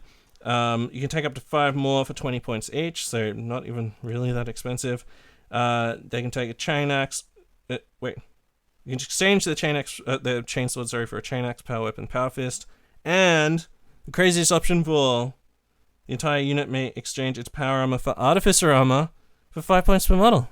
So, Paul, did you do that? Did you take that option of artificer armor for 5 points per model? Yesterday, yeah. So all artificer armor, all chain axes, and 2 power fists. And yeah, I really rated them after playing with them yesterday. They probably just about made their points back, or maybe a little bit more, but they just kind of dominated the middle of the board. They got charged by Box Dread, and then they did a Overwatch with their Bane Strikes and killed it. I think it only lost 1 wound. That was hilarious. And then another Box Dread charged them at the same time, and I think it killed 1 dude, maybe 2, and then they just wiped it out. So she's like 5 up. I did put an apothecary with them. Yeah. Apothecary is mandatory. I almost think, just like with Reavers, because you've got those 2 wounds. And because you've got that close combat thing, so you can stack all of this shit and just make them a really fucking hard to kill, really super veteran unit. And then because of the boarding shield giving a 5+ invulnerable, and then feel no pain in there as well, you're getting even against stuff like plasma guns, shit like that, you're getting a 5+, 5+, which the math hammer people tell me is better than a 4+. So extremely. And really kills off weight of fire as well, having the double save against things like Volkites. Mass weight of fire with low AP. Someone throws Volkites at you, having a 2+, 5+, and then also having 2 wounds, and you're not being instant killed. Fucking really, really good. So yeah, Artificer. So 2+, 5+. They're movement 7 as well, so they're almost like little Tartarus guys, except they're only 25 points each, and then if you give them a chain axe, that's 27 points each. So pretty cool. They're relentless. They can fire their Bane Strike bolters and charge you as well. So it's not to be sniffed at. Yeah, yeah, yeah. Like you basically just imagine like Reavers, but with a boarding shield, right? Like that's pretty much what they are, right? Like, oh, they just don't have the precision shot. That's all. Yeah, and it's a really nice fluffy unit. I don't know if you know that. I don't know if the unit was actually mentioned, but the exemplary battles from what was it, Wolfsbane? Wolfsbane, the one where where Leman Russ goes on the Vengeful Spirit. Yeah, exactly. Yeah, good read that is. Yeah. No, yeah. It's a good. It is a good exemplary battle. That's just a fucking hilarious thing that happens. I guess like that. They don't really. I think before, like that wasn't like a classic thing in the Heresy, right? Like it was never mentioned before. Like and then Russ just fucking tries to just stab fucking Horus with a magic spear. Like they never, it was never mentioned before. They sort of like started alluding to it, I guess, in the new fluff. But yeah, fucking just like a totally psycho thing that went down during the Heresy. Just really adds like a little bit of extra, just like holy shit to it as well, because it's like oh my god, the space wolves, like they're so good. Like yeah. Anyway, and shows how good the Sons of Horus are, I guess, really more than anything. Okay, so yeah, chieftains, fucking very good. I think they're really great. Really great modeling opportunity there as well. If you look in that PDF, they've actually got some guys who've like modeled up some of these units, which is I like that about the exemplary battles. That people have actually like painted up the models and used them in games, presumably. So yeah, there's some. And if you're doing a Sons of Horus breacher army where you've got some breachers and maybe you've got some Justaerin or some other termies, those chieftains are perfect for that. Like in a Zone Mortalis environment, fucking just magical, running around, just making a nuisance of themselves, and having those saves and heavy subtype. So that is there any other units? I think we've covered them more. Is there secretly a fourth special unit for Sons of Horus? Is there? Is there? Well, this is my question. I played it last night, first time ever, and I now again really rate it. Veterans, all armed strike bolters. All armed with Bane Strike bolters. Very good. Yeah. It's not that expensive. They're 2 wounds each. They're weapon skill 5, and then they're rending on a foot. They're rending, on a 5 up with the Bane Strikes. Sorry, on a 6 up with the Bane Strikes. It was a really good. I held off 2 units of recon marines with sniper rifles and a big squad of attack marines as well. And I basically, I shot them all to pieces. They charged me. I beat them in close combat. There were still 6 of them left at the end of the game. Oh wow, yeah. Weapon skill 5 is just so huge, right? Like per veteran to upgrade them. Oh, how many points? Sorry, say again. 2 points. Oh well, there you go. I put Bane Strike bolters on all 10 of them, and then I gave them all chain bayonets as well to give them a bit of extra oomph in close combat. Ooh, yeah. Okay. And I think that's a good. It's probably not going to win you game. You're not going to throw it right into the middle of battle, but I think it's a really good harassment unit, or maybe like a denial unit if they're trying to get attack marines onto an objective, something like that. They're really going to give them a hard time. Yeah, my Sons of Horus army, which is just the cynical minimum number of gun pigs, plus it was a dark compliance army. I managed to by changing a model which I'd originally made as a Praevian and modifying him into a Maratat, I was able to make like 1,000 points of Sons of Horus. And because I could only take 1 squad, I think I was running Pride of the Legion so that I could take veteran squad, and I gave them all Bane Strike bolters, and I gave them 2 plasma guns. But veteran squads are one of the few units that can take just like graviton guns, just in the unit, like without having to have like the fucking Iron Hands rule or whatever. And graviton guns, I think, really good. Just being able to put down like dangerous terrain, and then slow the enemy as they're coming towards you as well. And then once they actually get to you, like you said, the weapon skill 5, And you can pay a few extra points and put a few power swords or whatever in that unit as well. And or like Paul's saying, just the fucking chain bay, 2 attacks base, a weapon skill 5. You're just gonna do more damage than just basic gun picks. Like if you run into 10 or recon squads or whatever, the or seekers or whatever. If you get into combat with them, you're gonna shred them up.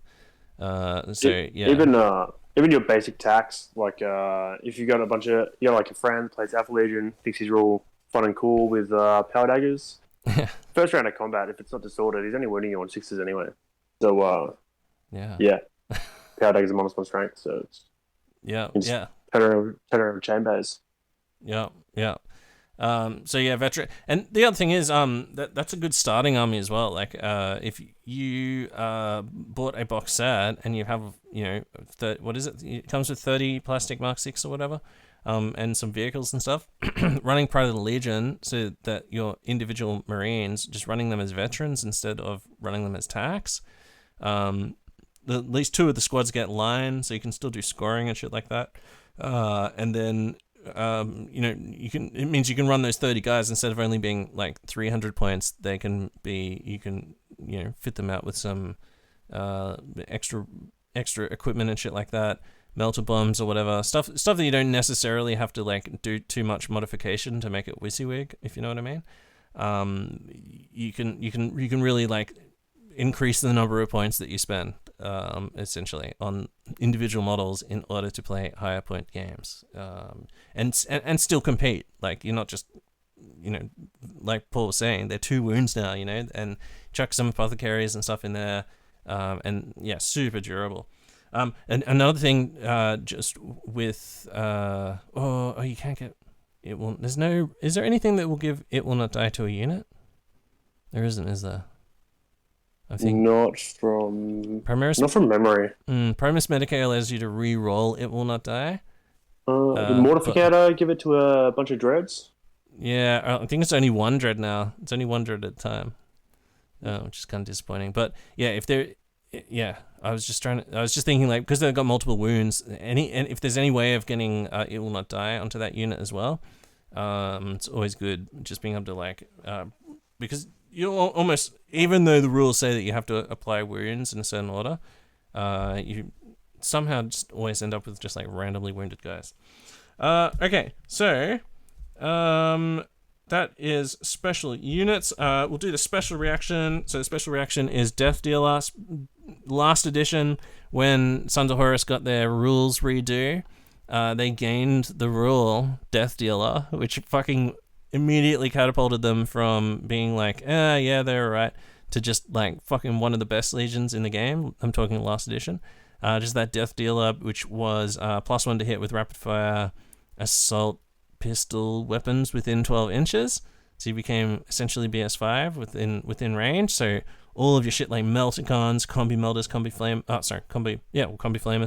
Combi Flamers wouldn't matter. But Combi Plasma, all gained like a huge a +1 to hit. So yeah, fucking amazing.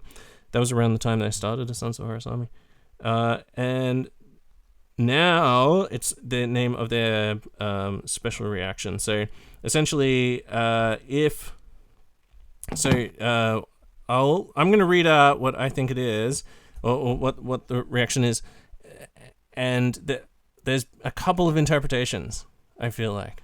But okay, so basically, when an enemy unit targets one of your units, any of your other units within 12 inches of that unit that shot your unit can shoot at that unit, right? Can shoot at the original unit that's shooting at one of your other units. They gain +1 to hit. Agree. I think there's a couple of different interpretations of this, definitely. Okay, do you disagree with what I'm saying so far?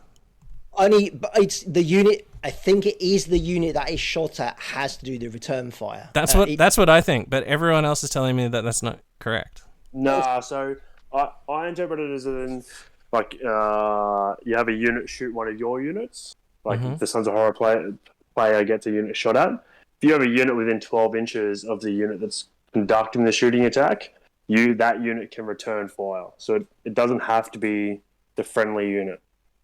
So the unit doesn't get shot at. That's my interpretation. So you're saying it's a choice? Because some people are interpreting it as it can't be the unit that's been targeted. It has to be a different unit that's within 12 inches of the unit that shot at the first unit. This is so complicated trying to explain it. Yeah. So it can't be the unit that gets shot at. It has to be another friendly unit within 12 inches of the shooting unit. I don't understand that where it says, and this is like legitimately just something that's come up in the last few days, but I can't see where it says that that the original unit being shot at can't be the one that returns fire. Like, is there? You can do that, but then that's just a return fire advanced reaction. Like there wouldn't be a but you get +1 to hit there. You get BS +1. Yeah. No, that's true. What do you think, Paul? How do you run it? Okay, so I was running it like that. I was originally running it basically enemy unit shoots at a unit within 12. One of your other units can do the reaction. However, I'm just trying to find it on the fucking rulebook. Hang on one sec. It's the way it's worded. It's just, some of the wording in the rulebook is not great, is it? It does say, hang on. They obey all other restrictions placed upon reactions unless it specifically says. If you go to the shooting, like the normal return fire, it does say that the unit doing the return fire has to be the one that's shot at originally. So to my mind, it says must obey the rules of a shooting reaction, and the rules of a shooting reaction is it's the unit that is shot at that has to do the return fire. But this says that you can select another unit composed entirely of models with the Sons of Horus special rule that is within 12 inches of the attacking unit. That advanced reaction would break that core rulebook reaction mechanic, so you can then use a different unit that isn't the unit that's being targeted. It is incredibly badly written, and I can understand both interpretations of it the way it's written. Yeah. Now, the one thing I would say, and this is one thing that a lot of people, or some people at least, have missed, is the timing on it. And it's very specific. It's different than the normal shooting reaction in that with a normal shooting reaction, your enemy shoots at you, I think they wound you, you don't remove your casualties, and you get to fire back, etc., etc. It's very specific on this in that your enemy declares the shooting, but you shoot them first. Now, the reason that's good is because you can pin them, potentially. You could potentially pin them before they even roll a dice. And that's why I do maybe feel a little bit backed into a corner here, but I run Sons of Horus with a telepathy librarian. So when someone shoots me within 12, I use this advanced reaction, I shoot them first, I pin them with the telepathy librarian, unless you get really unlucky with your leadership test, and then when they shoot you, they're snap shooting. Yeah, that makes sense. You could probably do the same thing with rotor cannons, maybe. -1, shell shock 1, not too bad. There's not really a lot of other units that can do that, but really the problem with the telepathy librarian is so reliable in pulling that off, it's very hard to get away from. Yeah. Well, it's got that the shooting attack. It's like 6 shots hitting on 2s, and then for each one that hits, you have to take a pinning check and add +1 to the result for each one that hits, essentially. Yeah. So it's. I mean, is it a bit overpowered? Maybe it should be 4 shots rather than 6. But on the other hand, I've also been in situations where you fail that leadership test at the wrong time, and then your whole kind of plan falls apart. So. Yeah. I think there's an interpretation. There's definitely a couple of interpretations with the return fire. Definitely at the moment, people are just basically how do you want to play it? I think out there. But there's definitely, I think there's arguments for both sides, as to when it happened. And I did a poll on the Eye of Horus group, so it's about, I think it was 400 responses or something like that. And it was, I think 80% of people were saying just basically happened simultaneously. And then there's about 20% of people who say that the unit that's being shot at shoots before and can pin the original unit that's shooting, right? Normal fire, I'd say no, but on the Sons of Horus one, yes. On the Sons of Horus one, okay. It's very specifically written in terms of the way it's done. Yeah. The latest FAQ for that return fire, I think, has people like that little divide in interpretation between. I think because it says the declare. FAQ changed it to you declare that you're going to return fire before the opponent starts shooting, so you can't see how many casualties you take, and then be like, I'm not going to return fire. You only did 1 wound. Now you have to decide that you're going to return fire before you take any casualties or wounds are inflicted, which I think is where the confusion may lay between people being like, no, I shoot back first. It's you elect to do the reaction before you take any wounds, and then it's resolved simultaneously. But I can see where the confusion comes from. And so, tell me though, is this a good reaction? Do you guys ever find that you're like, fuck yeah, like advanced reaction? Paul EC plays Ultramarines, had some Fulmintaris in the back line. I put a Leviathan on one side and my Justarian on the other, and then either way, if he went to fire at the Leviathan, I was just going to pump him with Combi Melter from the Justarian and vice versa. Yeah. So it's very good like threat deterrent, and then very good just to throw at someone when they're not expecting it. Yeah. But what about you, Paul? I don't think did. You actually use it against me in our game? I don't think you did. I don't remember you doing it. I think I might have already pinned. I think I used my Librarian to pin your squad, so I don't necessarily think I did. Yeah. It's when you get it off and it works right. I've played it both ways. I think it's still. I wrote to Forge World for what it's fucking worth to say, what's the correct way to play it. So who knows if I'll ever sort that out. But if you can get it off, it's really good. It's also probably better as well for like things with ballistic skill 4. Obviously, putting them up to 5 is a big difference. If you've already got like Justarian, they're already ballistic skill 5. Going up to 6 doesn't make a massive difference, to the return fire. It's really good in night fighting. When you have night vision, It's all about that, yeah. Yeah, so you get back to BS5. Your dreads get back to BS5. It's pretty good.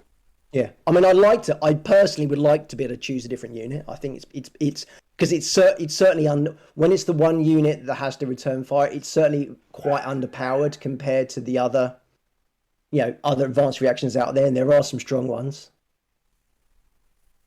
Yep. Yeah. I think it's good.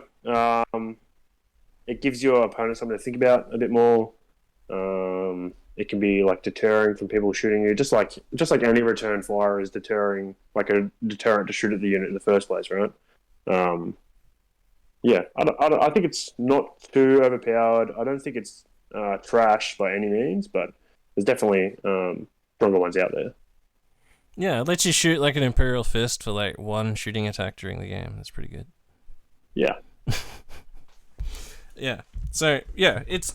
Yeah, I definitely. I don't think it's like top tier. It's no fucking Smoke and Mirrors or whatever the White Scars one was called that we literally just did last week, and I've totally forgotten the name of. Ride Like the Wind or something. I don't. But yeah, you with the right application, it can be like pretty devastating. You just gotta like. Before the game, just say to your opponent, like, hey, this is like how, there's several interpretations. I would like to play it this way, and I'm sure that'll get fixed up in the FAQ at some point. All right, well, that's the special reaction. Let's finish off with the Rites of War. There's 2 Rites of War. One of them's the Long March. We'll do that one first. Wait, before I do it though, does either of you guys have you run this one? No. Yeah. You have? Yeah. Oh, you have? Oh, okay. All right. I was told, like, no one plays this one, man. It's fucking crap. But, okay, we'll do it, and then Paul can tell us what's good about it, or maybe, is it good or bad? Tell us if it's good or bad. Pretty mediocre. I think I ran it to start with just because I was like, it's pretty basic. Like, let's learn to play the game. Yeah. It's pretty underwhelming. It's like +1 to your movement, great, but then it doesn't add anything to your charge distance. And you can't add the +1 if you run, so that's pretty. If you run up the board, which most of us are now, it's pretty useless. And the only other advantage is you can outflank with Terminators. They're troops, but they don't get line.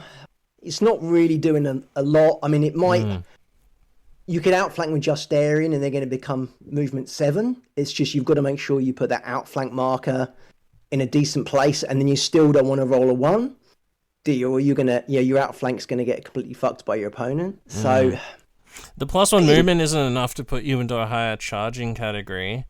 No, it does. It actually specifically says it doesn't affect your charge distance. Yeah, it doesn't count towards your total movement for charge distance bonuses, regardless. Oh, boom. So basically running, as long as you run in your first turn, you basically, that's better than having 4 turns of +1 movement. Like, yeah.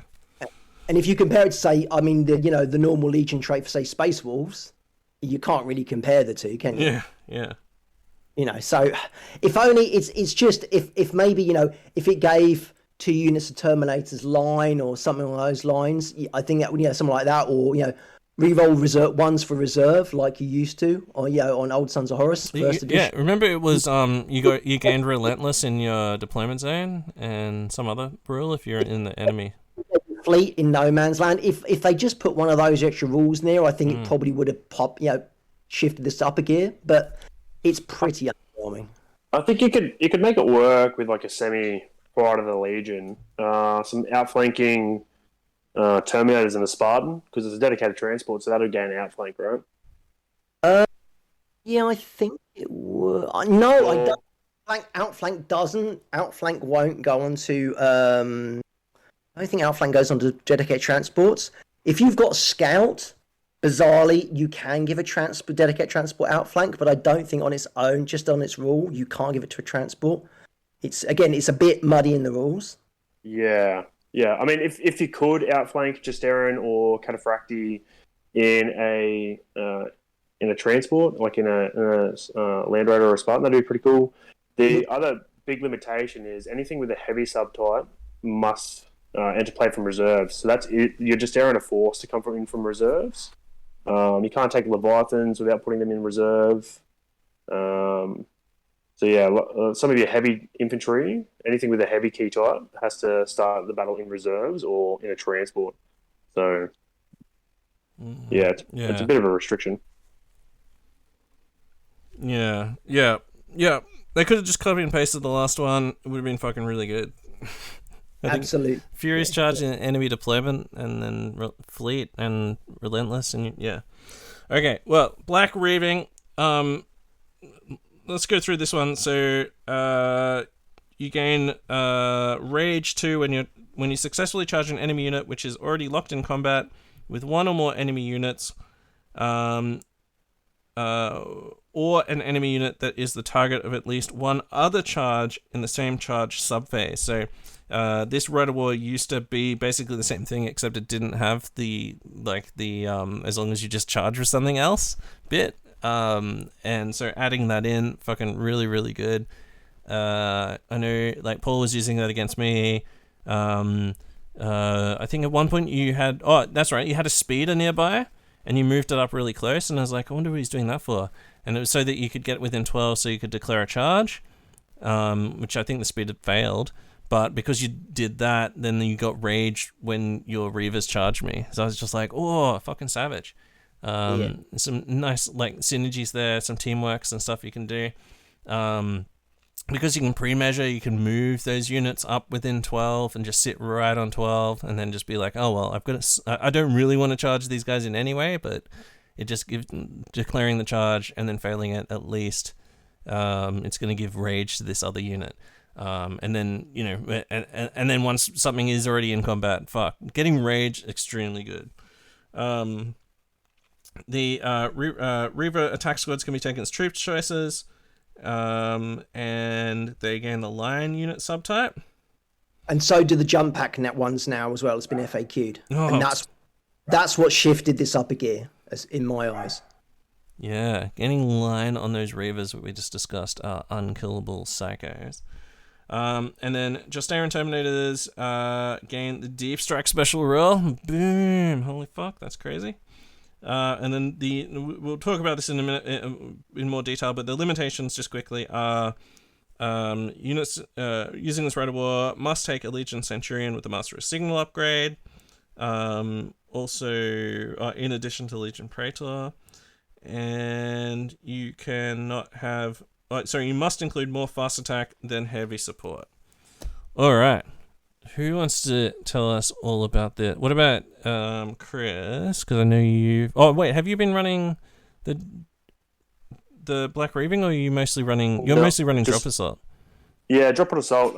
Okay. We'll throw to Paul, and then I want to cover Drop Assault after that.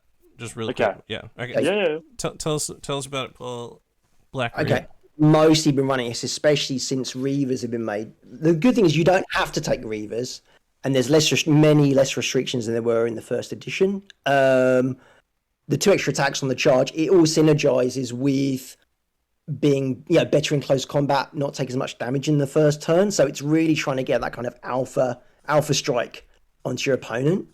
The restriction with more fast attack than heavy can be overcome to a degree. So what I always run, I'll run 2 javelin speeders, both with melter, and I run them as 2 separate units. So that's already 2 fast attack, and then that unlocks a heavy support choice.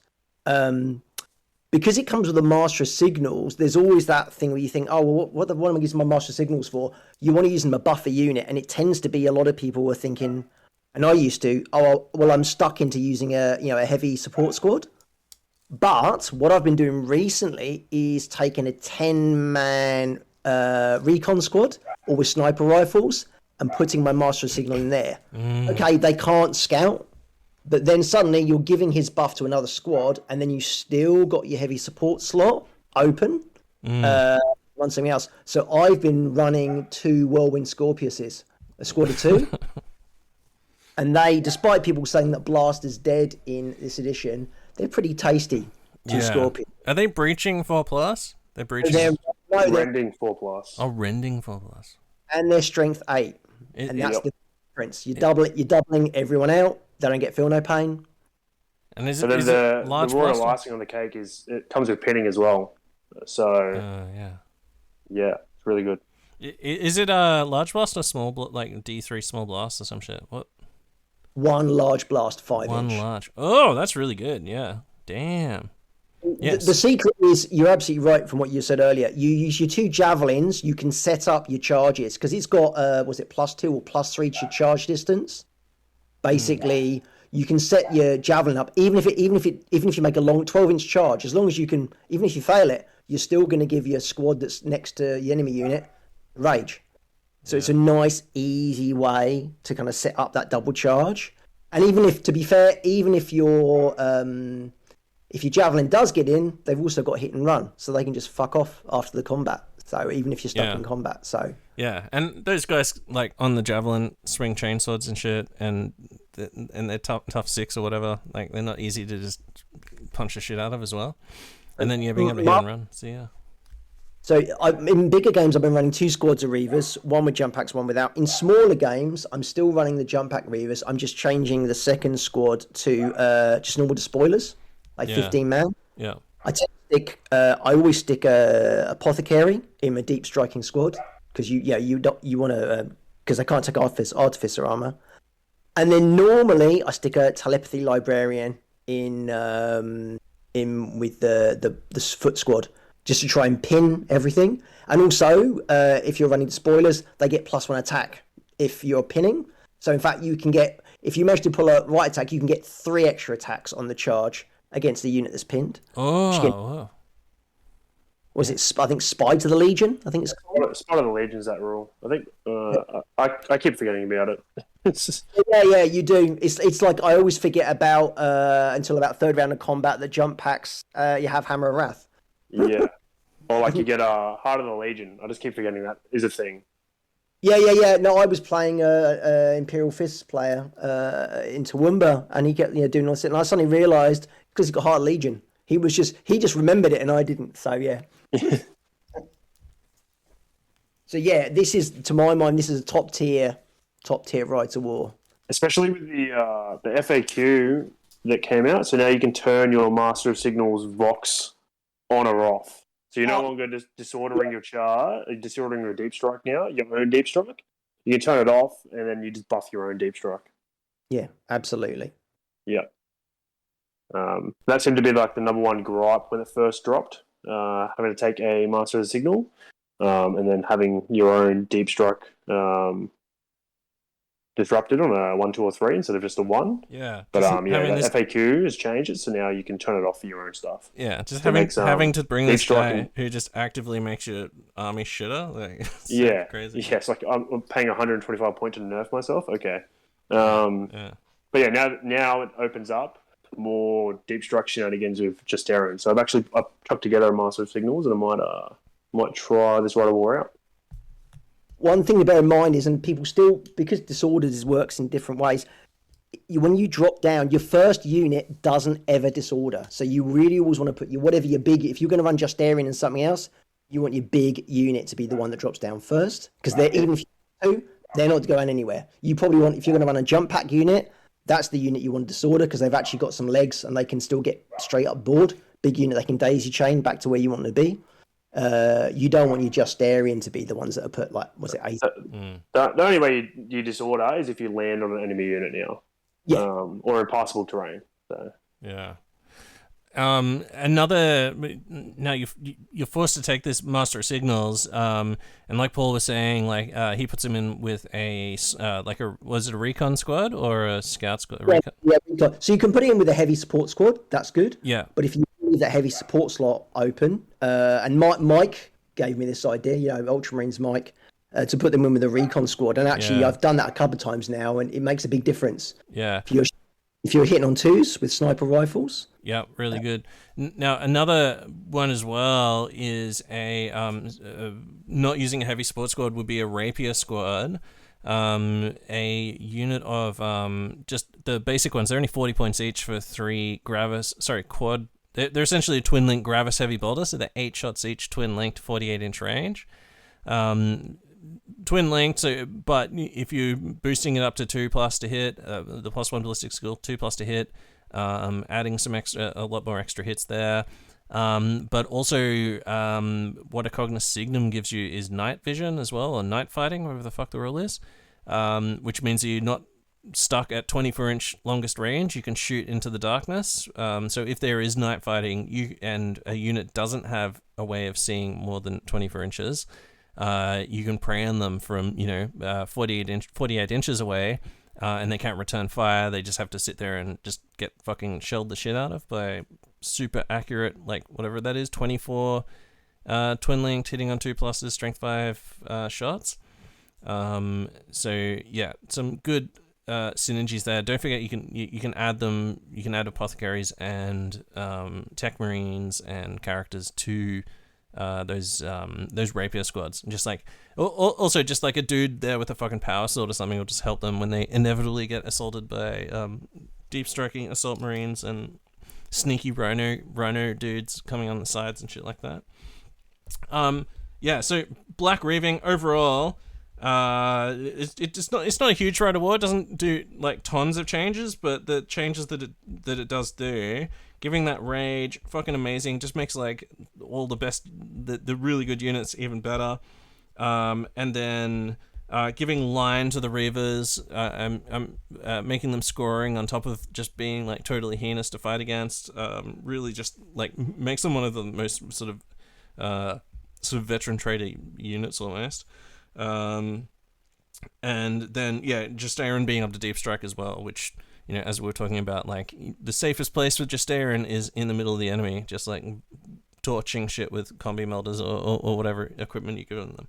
Now, in addition to this, right though, like we were talking to Chris before, and if you go and have a look at Chthonian Ganger on Instagram, you can see all of his just like many posts of all kinds of different drop pods of different makes and models. You're saying that Orbital Assault extremely good as well, right? At the moment, yeah. So, like you said earlier, everyone's kind of doesn't really want to spend points on augury scanners. So everyone's number one fear of running an all deep strike or outflanking or drop pod assault or any reserve shenanigan army is just getting intercepted off the board turn 1. Yeah. Which I don't think is true. I think everyone's got a bit of everyone's just a little bit scared. New edition. Yeah. I've not had I haven't been shot off the board turn 1 yet. It's pretty good. It gives you with an aggressive army. It puts you exactly where you want to be turn 1, and just allows you to really play to the strength of like Sons of Horus with their close combat orientated fighting army.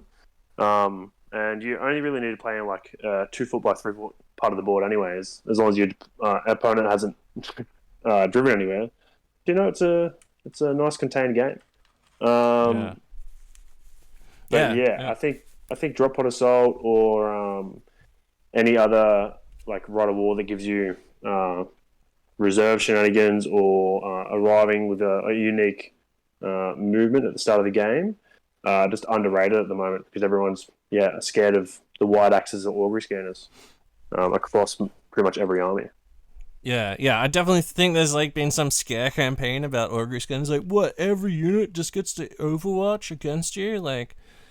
Yeah, but fucking when does it happen? Like, I haven't... Well, I mean, I'm sure somewhere in the world it's happened, but, I mean, how often is it that... So if you're running, say, like, in your 2,500-point army, I'm looking at, like, a game here from...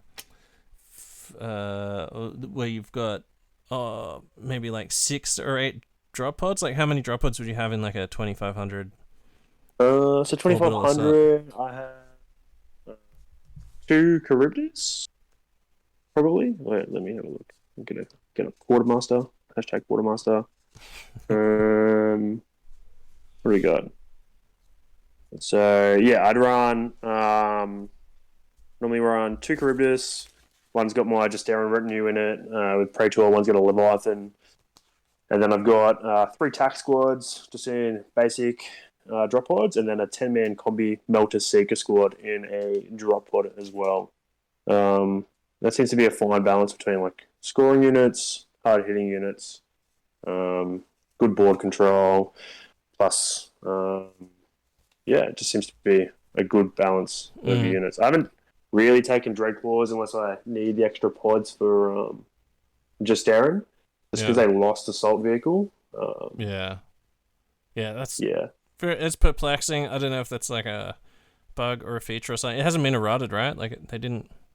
No, they didn't errata in this round. The Panopticon guys, it's in their errata to give it assault vehicle, and they also errated to count a drop pod assault as a deep strike assault. So currently, rules is written. They're not the same. So you don't get any of your heat blasts on arrival from your Charybdis or your Dreadclaws. But yeah, I think drop pod assault has a lot of things going for it. It's just super restrictive, and it's not very forgiving if you have a bad first turn when you arrive. Alpha Legion with that -2 to the range really give you a hard time because you're failing charges that you probably shouldn't fail. And then I run lots of Melter. My Melter isn't getting armor bane because they're more than 4 inches away. So that -2 inches or add 2 inches to your range. So, and how often is it though that you put down like say you put down 4 pods in the first turn? How often is it that they ever shoot off like all of those pods?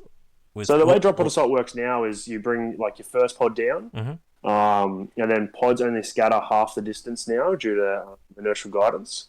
And then if they come within 1 inch of terrain, they just stop within 1 inch of terrain now. So you're pretty safe when you arrive. Yeah. You can pretty much land within 6 inches of wherever you want. And then your opponent gets to disorder it on a 1 or a master signals of 1, 2, or 3. And then you place every other pod within 24. And then if there's an enemy unit within 6 inches of a pod, they take a pinning check before your dudes get out. Then once that's all resolved, then all your dudes get out. And then once all your dudes are on the ground, then you get intercepted. So it's pretty safe, as in like you're not going to get intercepted in your pod and then get a crush and burn and take strength 10 AP2 hits. Yeah. You're going to get out on the ground first, and then I'd say rarely I lose. I rarely lose a whole unit on arrival. I normally lose either the Seeker squad or the Leviathan because they're just such high value targets. But it normally goes with like my Seekers, my Justarin, the Leviathan just crashing into the opposing army, while my attack squads literally just stay safe on whatever objectives, or just sit back and Fury of the Legion every other turn until they inevitably get hunted down by something else. Yeah. Well, every turn now with Fury of the Legion. Yeah. Well, yeah, you can return fire with Fury of the Legion now as well, right? Oh, can you? Oh, that's crazy. Yep. Yeah. Yeah, it's savage. Yeah. It's pretty good. Like Charybdis are definitely the crux to drop pod assault. It just it gives you that assault vehicle so you can get stuck in. Yeah, it's a very heavy model. It probably weighs as much as my toddler. It's probably just as difficult to paint and assemble as it is to get a toddler dressed. Yeah. It's just big as a human head as well, like a fucking special K. They're just so massive. Like you need, like I don't even know how the fuck do you transport it if you leave your city? Like, do you have? I got like a Pelican case. Oh, massive with one? some pluck foam in it. Yeah, pretty big. What have you got? Like 3 of them? No, you got 2. You got 2. No, I've got 3. I finished painting up a 3rd last week. I finally finished like the whole army. I've got like 5k now and 1 Force Org of drop pod assault. Wow, that's awesome. Oh yeah, so you got a red one. There's 2 black ones in the red one. Yeah, red one's where my heaps arrogant Thunderhammer Praetor hangs out with his retinue. That's awesome. Yeah. But yeah, the Charybdis coming down, picking each Charybdis gets to fire 4 lots of 9 missiles. So I think in 3k plus, you're firing like 108 pinning missiles when you arrive. Yeah. I'm looking at your latest post on Instagram. It's just so fucking savage, like these Imperial Fists and then these giant claws just looming over the table. Yeah, that was a pretty brutal game. The thing about drop pod assault is it's a real alpha strike rite of war. You spend like 15 or between 1,000 and 1,300 points of your army just in arriving where you want to turn 1, especially with Charybdis and Dreadclaws and everything else. And then you've got like just your army fighting to stay where it wants to be. So you, like by the end of the game, you probably end up with like a tax squad or 2, and maybe like 1 or 2 Justarin left, maybe a Leviathan that's nearly exploded, and everything else is dead. Yeah, That's pretty brutal. Classic 30k. Yeah. The good thing about drop pod assault is you're probably doing all the pinning, so you don't really need to worry about being pinned, because all your big juicy targets are just in the center line, and Justarin are stubborn, Leviathans are dreadnoughts. So. And then how do you deal with enemy dreads, like, or enemy Leviathans? Do you just have to throw your Leviathan at them, or? Copy Melter Seekers seem to be like a one-stop shop for any real target you want to kind of really want to remove turn 1. They've removed Vulcan turn 1, which was very disheartening for the other person. Because that 4+ precision shots with combi melters, and then just whack them with the rest of the saves. Super unlucky rolling for the saves, but yeah, I think combi melter vets, combi melter seekers in drop pod assault have a lot of gameplay. And then Thunderhammer Justarin seem to be the next band-aid solution for anything. Because you get 4 attacks on the charge. You're pretty much not going to get instant death by anyone else unless they've got a Solar Rider or a Dreadnought. And your weapon skill 5. So yeah. Super elite list. Sons of Horus definitely. Them and Raven Guard, I think, like, were way under the radar. I think Sons of Horus have been. I think we've been talking about Sons of Horus as a pretty strong legion most of the time. Have they gone under? I think they've gone under the radar just a bit because of how strong the loyalists, a lot of the loyalist legions are. Blood Angels and things like that. Imperial Fist, definitely. Suzerain, when they you run the Logos Lectora and they go to weapon skill 6, they're going to give anyone a bad day.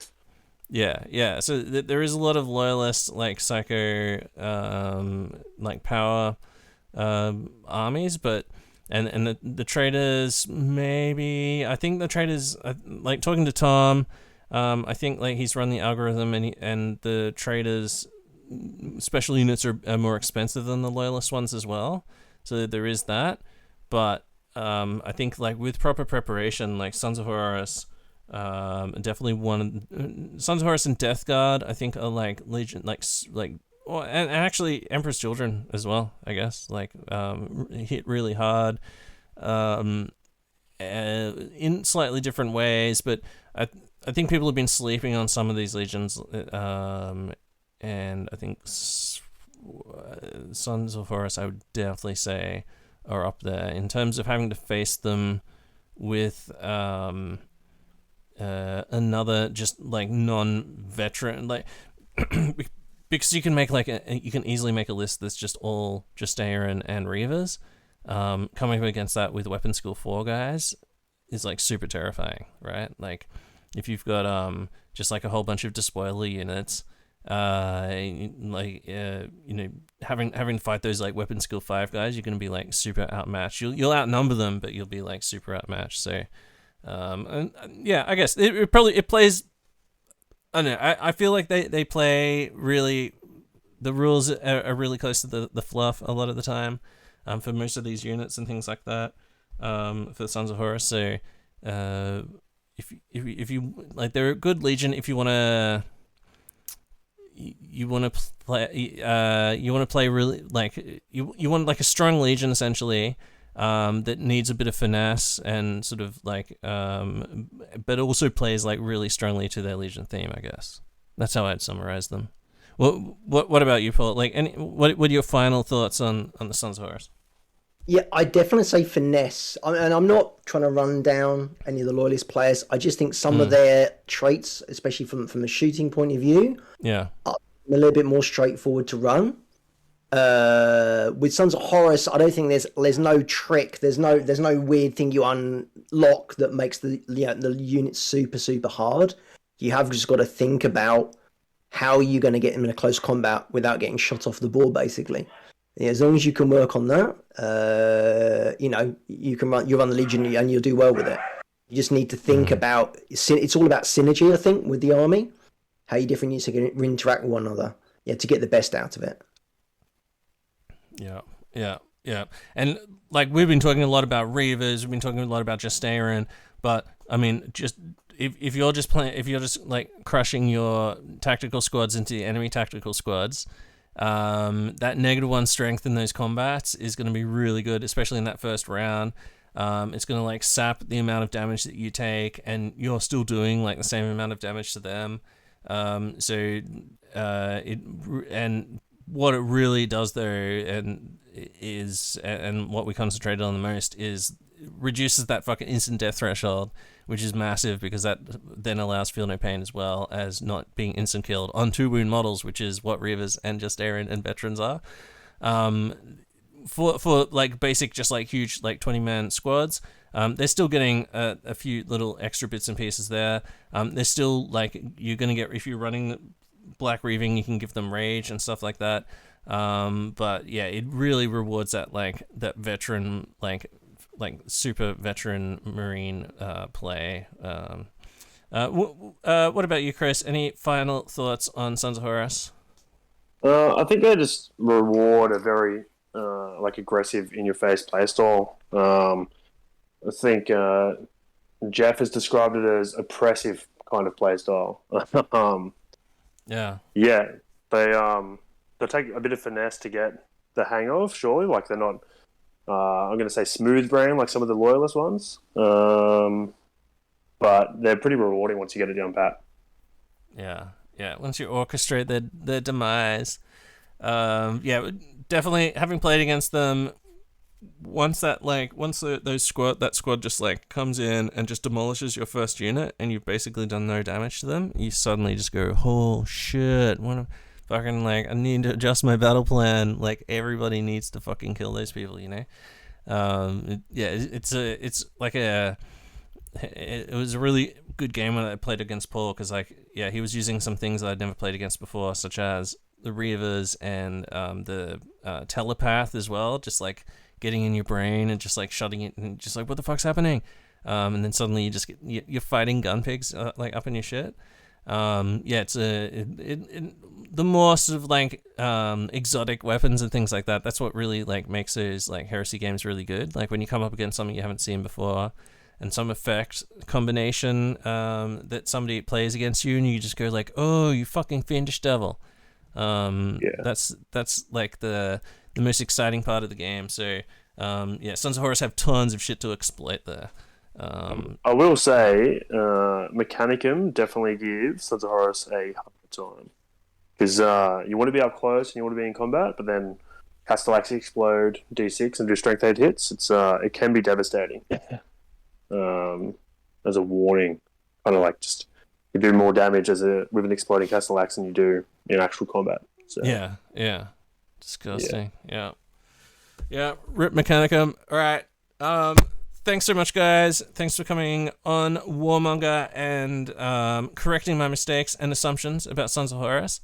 There's like it's always the whole like big part of the show is having people on who aren't me, who have like played lots of games and sort of like actively list hammering the Legion and that sort of thing. So it's great to hear your perspectives, and that's definitely one of the things that the feedback has been like, the guests have been really good. So everyone who's been on so far, and also I can tell that this is going to be a good episode as well, well received. Excellent work. People are enjoying the guests, and a lot of the people that we've had on haven't been people that have been on the show before. Have you been on the show before, Paul? I feel like you might have, maybe. Talked about it ages ago, I think, and then Heresy went off the ball a bit, and then it's been great. Thank you. Yeah. Okay. Well, thanks for coming on, and also Chris, thanks for coming. On drop pods, I'm definitely going to be ordering another Charybdis. Yeah, definitely give it a try. I think people are underrating like Deep Strike and drop pods. I haven't seen any other drop pod armies. I've seen like people run 1 or 2 Dreadnought drop pods or a Dreadclaw here and there, but no one is. I think if people are afraid to go full all out for drop pod assault, or even like Storm Eagles and Angel's Wrath, people take one and it gets intercepted and dies. I think you got to go balls to the wall with like that kind of rite of war. Cool, man. Yeah, you have to like just saturate the enemy with targets essentially, so they just like and not only like just for fucking interception purposes, but also like after they've intercepted you and then you've attacked a whole bunch of different things, there's still like a whole bunch of you left, and then they have to decide, which are they going to save the unit? Are they going to save, like you might have a Dreadnought fighting a unit of 3 Terminators that also your general's in, and then you might have a Dreadnought fighting another Dreadnought, and then you have to decide which one you want to save with your other unit, your strong, counterattack unit. You can only save one. Who do you save? The Dreadnought or your general? I don't know. Crazy. Good times. I can't wait to be fucking drop potted upon for the first time. And no one so far has been running drop pods that I've played against. So once you've got that second Charybdis up, Paul, we'll have to play. Oh, definitely. Oh, hey, are you coming tomorrow? Oh, no, I'm not. I actually playing with the Heresy. I'm busy tomorrow afternoon, so I might play game in the morning with Mike, unfortunately. So, but next time.